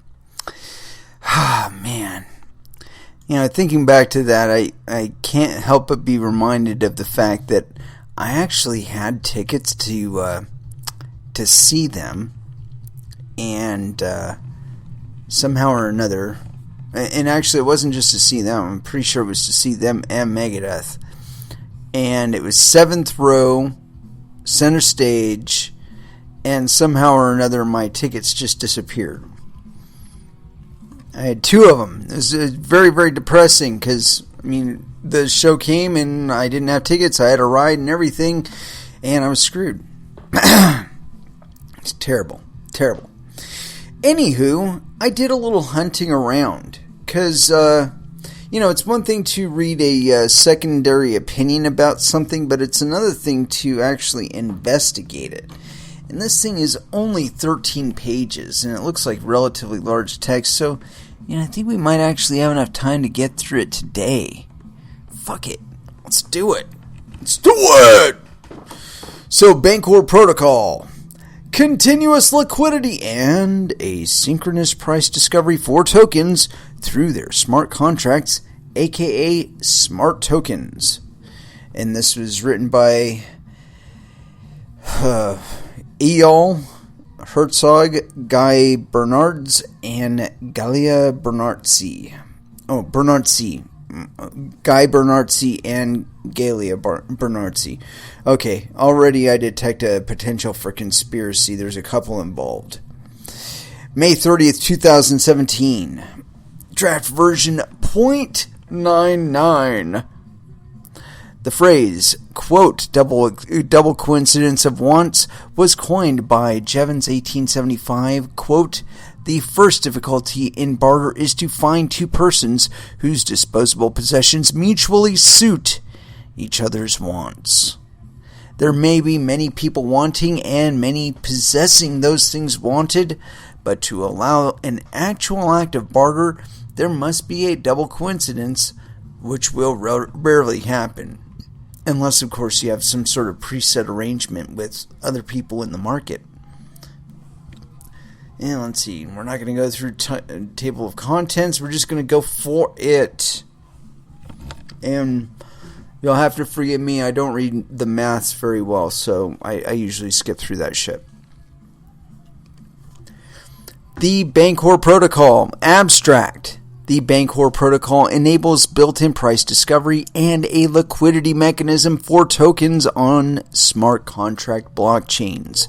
These, quote, smart tokens hold one or more other tokens in reserve and enable any party to instantly purchase or liquidate the smart token in exchange for one of its reserve tokens directly through the smart tokens contract at a continuously calculated price according to a formula which balances buy and sell volumes. The Bancor Protocol is named in honor of the Keynesian proposal to introduce a supranational reserve currency called Bancor to systematize international currency conversion after World War II. Background. We live in a world where anyone can publish an article, song, or video, create a discussion group, and even run an online marketplace. We are now beginning to witness the emergence of user-generated currencies. Different types of stored value, quote currencies hereafter, have been issued and circulated for centuries in the form of banknotes, bonds, equity, gift cards, loyalty points, community currencies, and others. Bitcoin was the first decentralized digital currency, followed by a wave of new cryptocurrencies that have been issued since, and recently we've seen the rise of a new asset class of tokens that are typically issued in crowd sales, ICOs, through smart contracts. However, currencies, which are essentially networks of value, do not connect to each other in the same way that information networks do. While these switches on Internet Exchange Points, IXs, interlink information networks, active traders on exchanges are effectively interlinking currencies. The current exchange model for currency/assets has a critical barrier, requiring a certain volume of trading activity to achieve market liquidity. This inherent barrier makes it nearly impossible for small-scale currencies, such as community currencies, loyalty points, and other custom tokens, to be linked, exchangeable, to other popular currencies using a market-determined exchange rate. I'm pretty sure that we do that all day long in the exchanges as is. In the age of smart contract blockchains, tokens can be automatically managed by immutable code, which controls their issuance and behavior. We realized this could mean allowing tokens to hold balance of other tokens, i.e. reserves, directly through their smart contracts that could be designed by their creators and managed programmatically. These new technological capabilities warrant rethinking of the possible solutions for converting one currency to another and determining market prices. Introducing smart tokens, a solution to the liquidity problem. That just sounds so not good. I don't know, I get a shiver down my spine thinking about this. Smart tokens are standard ERC20 tokens which implement the Bancor protocol, providing continuous liquidity while automatically facilitating price discovery. The smart tokens contract instantly processes buy and sell orders, which drive the price discovery process. Due to this capability, smart tokens do not need to be traded in an exchange in order to become liquid. A smart token holds a balance of at least one other reserve token, which currently can be a different smart token, any ERC20 standard token, or Ether. Smart tokens are issued when purchased and destroyed when liquidated. Therefore, it is always possible to purchase a smart token with its reserve token, as well as to liquidate a smart token to its reserve token at the current price. A new method for price discovery. A smart token utilizes a novel method for price discovery, which is based on a constant reserve ratio, CRR. The CRR is set by the smart token creator for each reserve token and used in price calculation along with the smart token's current supply and reserve balance in the following way. Price equals balance over supply times CRR.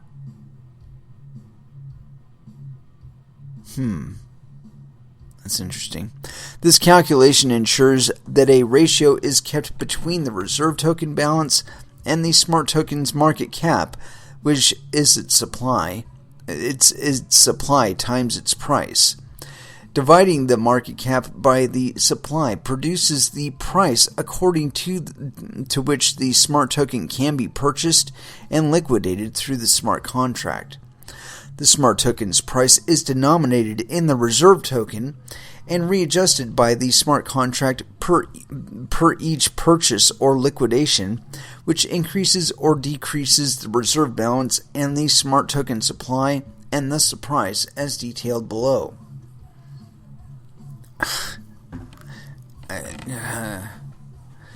When smart tokens are purchased in any of their reserve currencies, the payment for the purchase is added to the reserve's balance, and based on the calculated price, new smart tokens are issued to the buyer.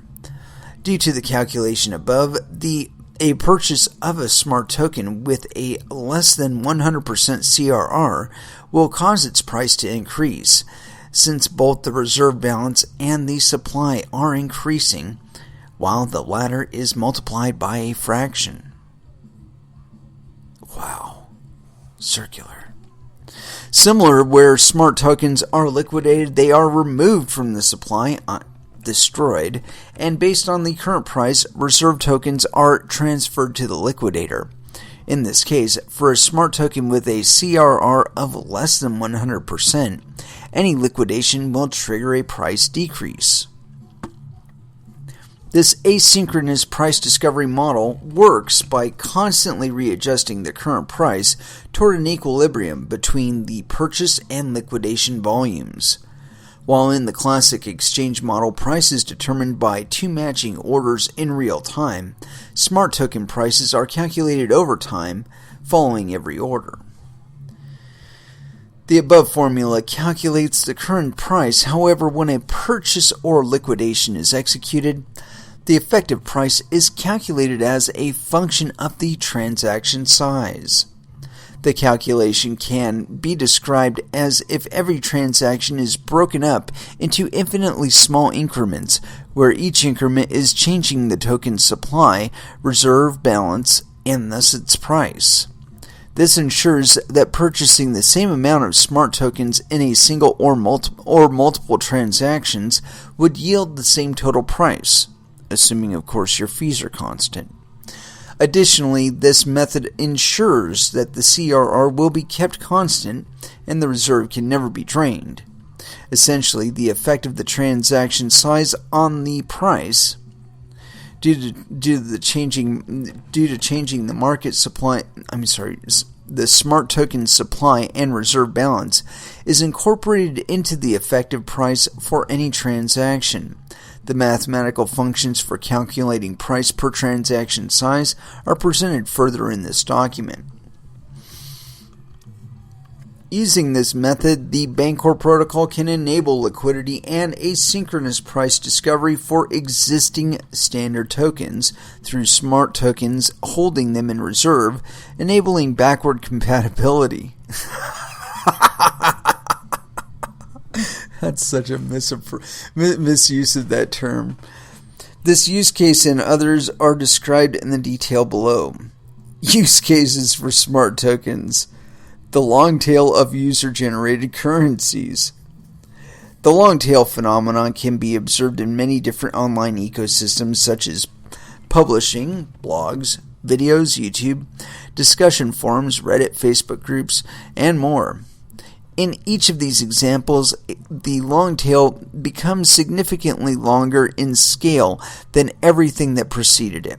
The forming of a long tail begins as soon as the barriers to its existence are removed, ergo, YouTube making it simple for anyone to upload and share user-generated videos.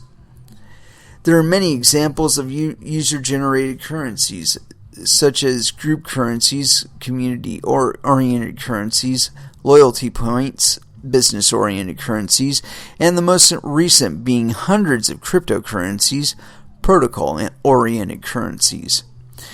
However, the need to achieve and maintain liquidity for these small or new currencies remains a significant barrier for their viability. Actually, it's interest that does that, but okay. Smart tokens are unique in that they can be purchased or liquidated by a single party using the centralization. Using the calculated price, removing the need for two opposite ones to be simultaneously matched. This effectively means that by using the Bancor protocol, small-scale currencies with a low expected trade volume can offer continuous liquidity, thus removing the barrier for them to be linked to the global economy. Enabling the long tail of currencies is likely to bring about a new generation of creative use cases. Though it's improbable to predict all of them, some of the more likely use cases are listed below.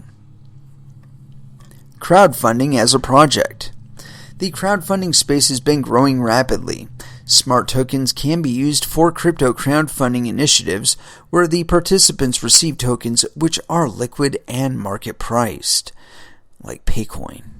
For example, a musician may collect funds to record an album, which would be sold online exclusively in exchange for the issued tokens. A successful album would generate high demand for the tokens, driving up their price and rewarding those holding them. Many other examples exist, such as crowdfunding a venture capital fund or raising initial capital for a credit-creating neighborhood currency.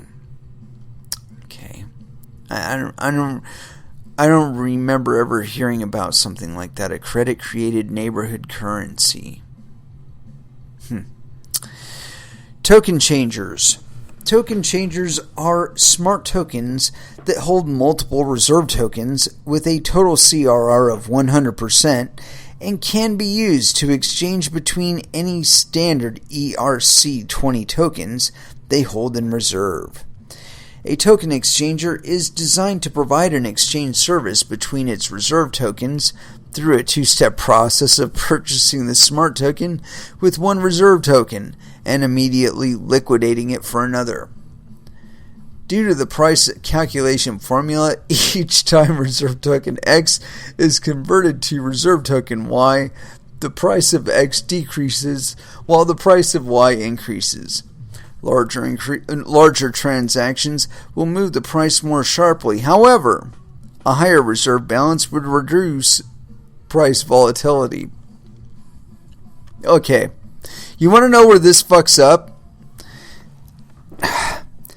When they say reserve token, they're talking about a cryptocurrency, I'm assuming. So, say you've got a Bitcoin in there and like a Ripple, and they're trading against one another.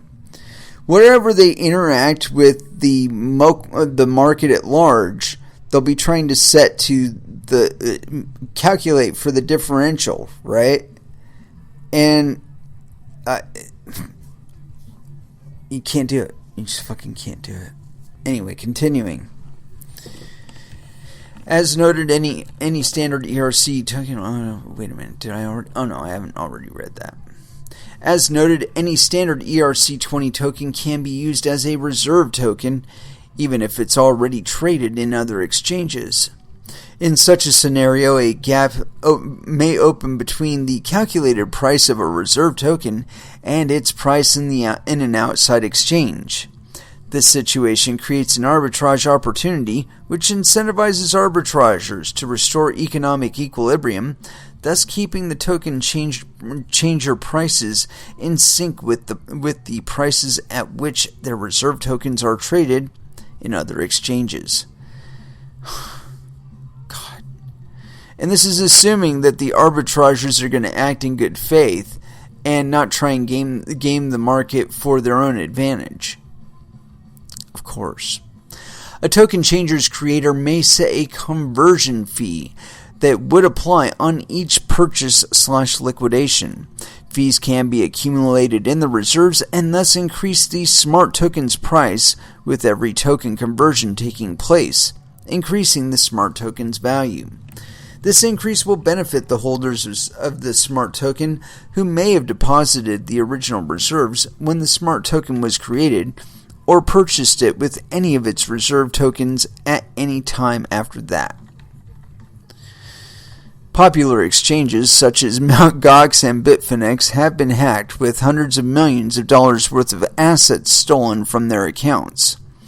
Converting one token to another using a token changer does not require depositing funds in an exchange and thus removes the counterparty risk from the process. Another important benefit is that no transaction limits need to be applied, as is the case with other instant trading solutions due to the decentralized nature of the token changer. While decentralized exchanges offer this benefit as well, smart tokens do not rely on trade volume to provide liquidity. Decentralized token baskets. Honeypots!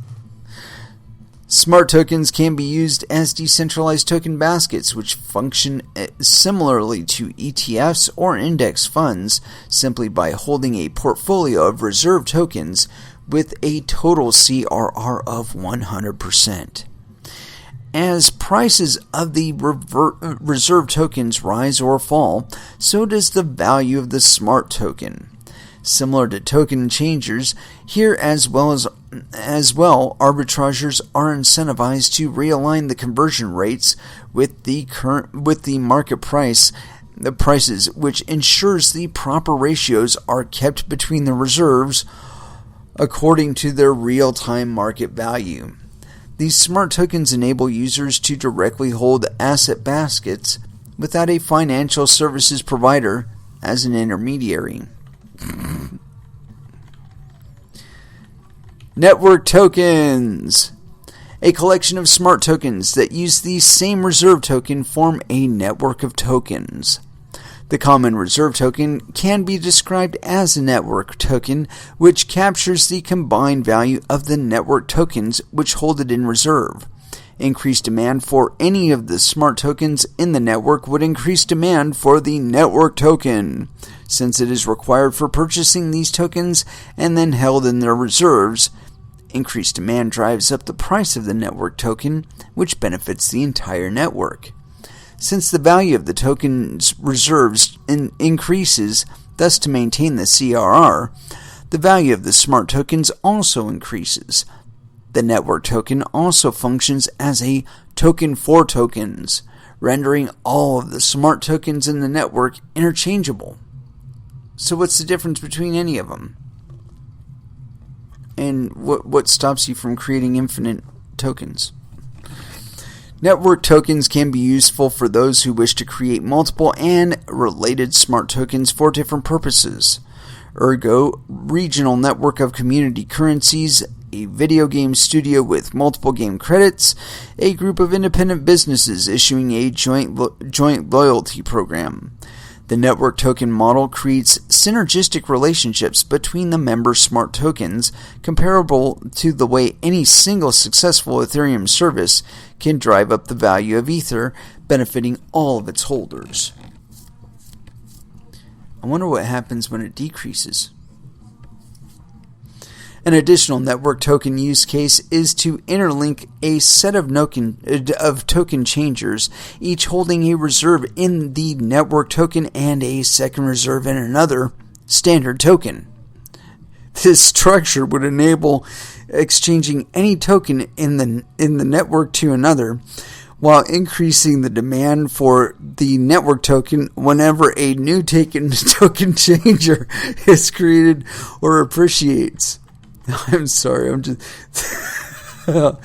just thinking of the title for this episode.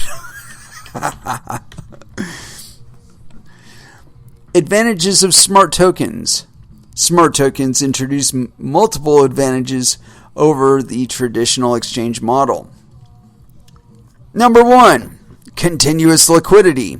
Since purchasing and liquidating is done through the smart contract, smart tokens are always liquid, irrespective of their trading volume.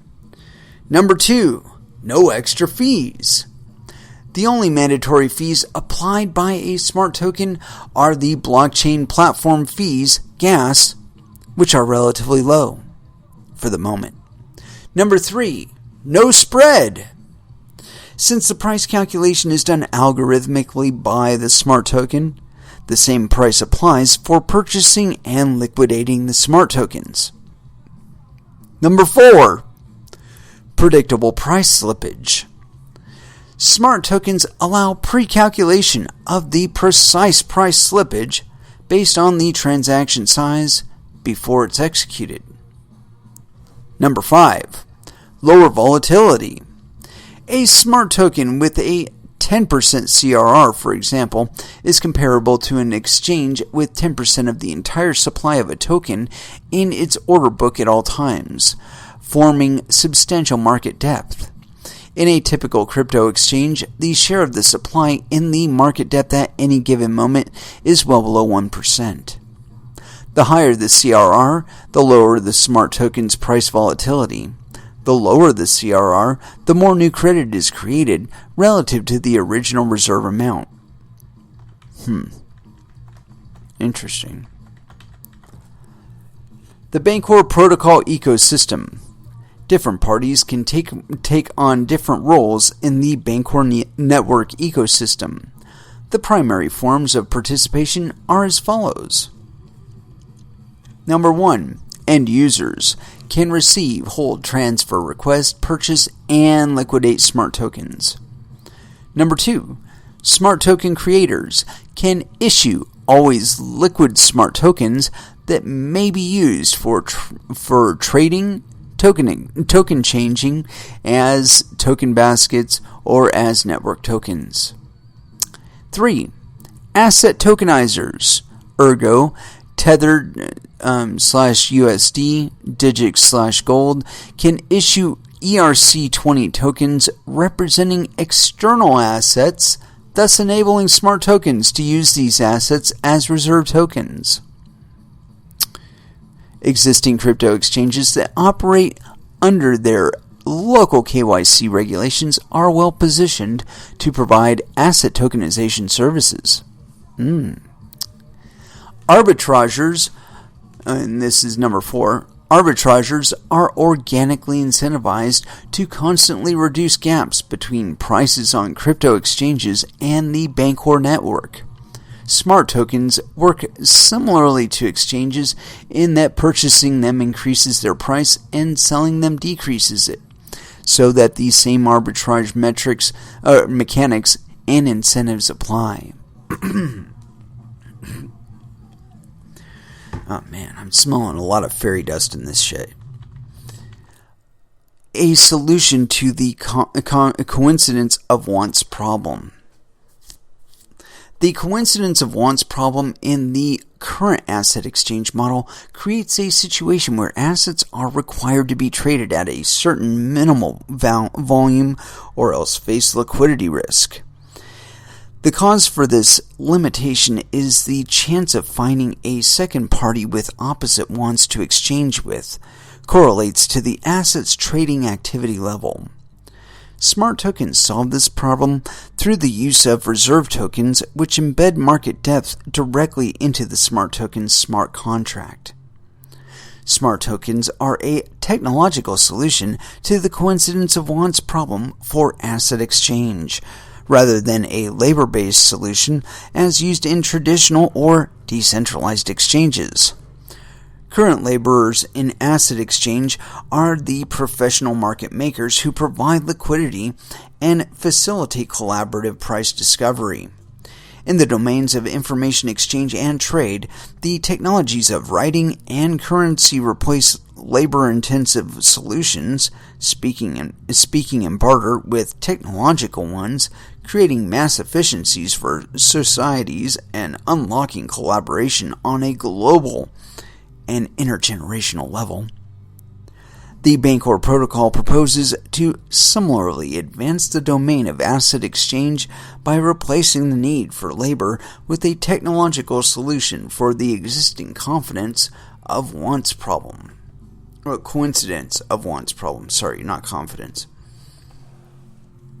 Smart token initiation and customization.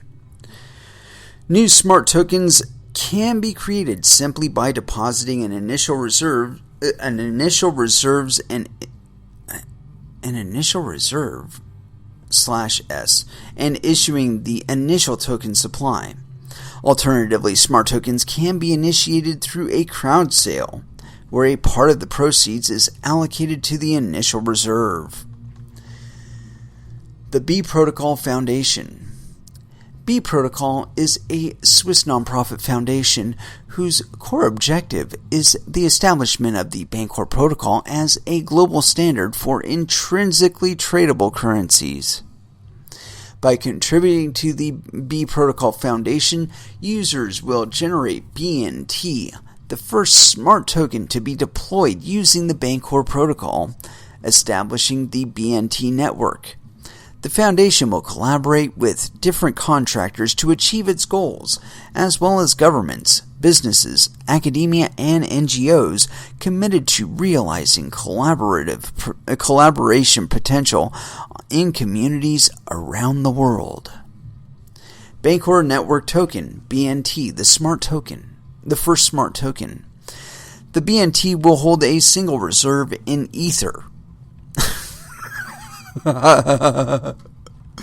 Other smart tokens, by using BNT as one of their reserves, connect to the BNT network using a price discovery method outlined in this paper.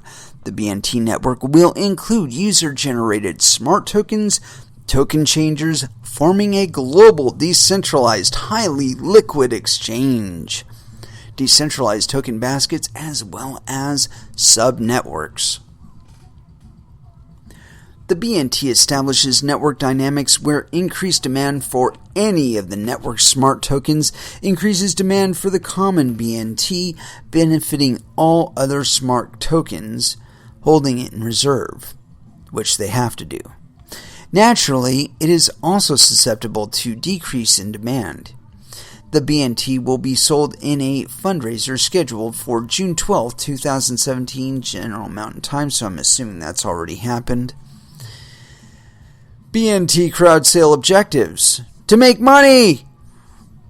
A portion of the funds raised will be used as the Ether reserve for BNT. Details on the CRR will be outlined in the crowd sale launch announcement, enabling continuous liquidity to Ether for any BNT holder as well as any holder of a smart token using BNT as a reserve.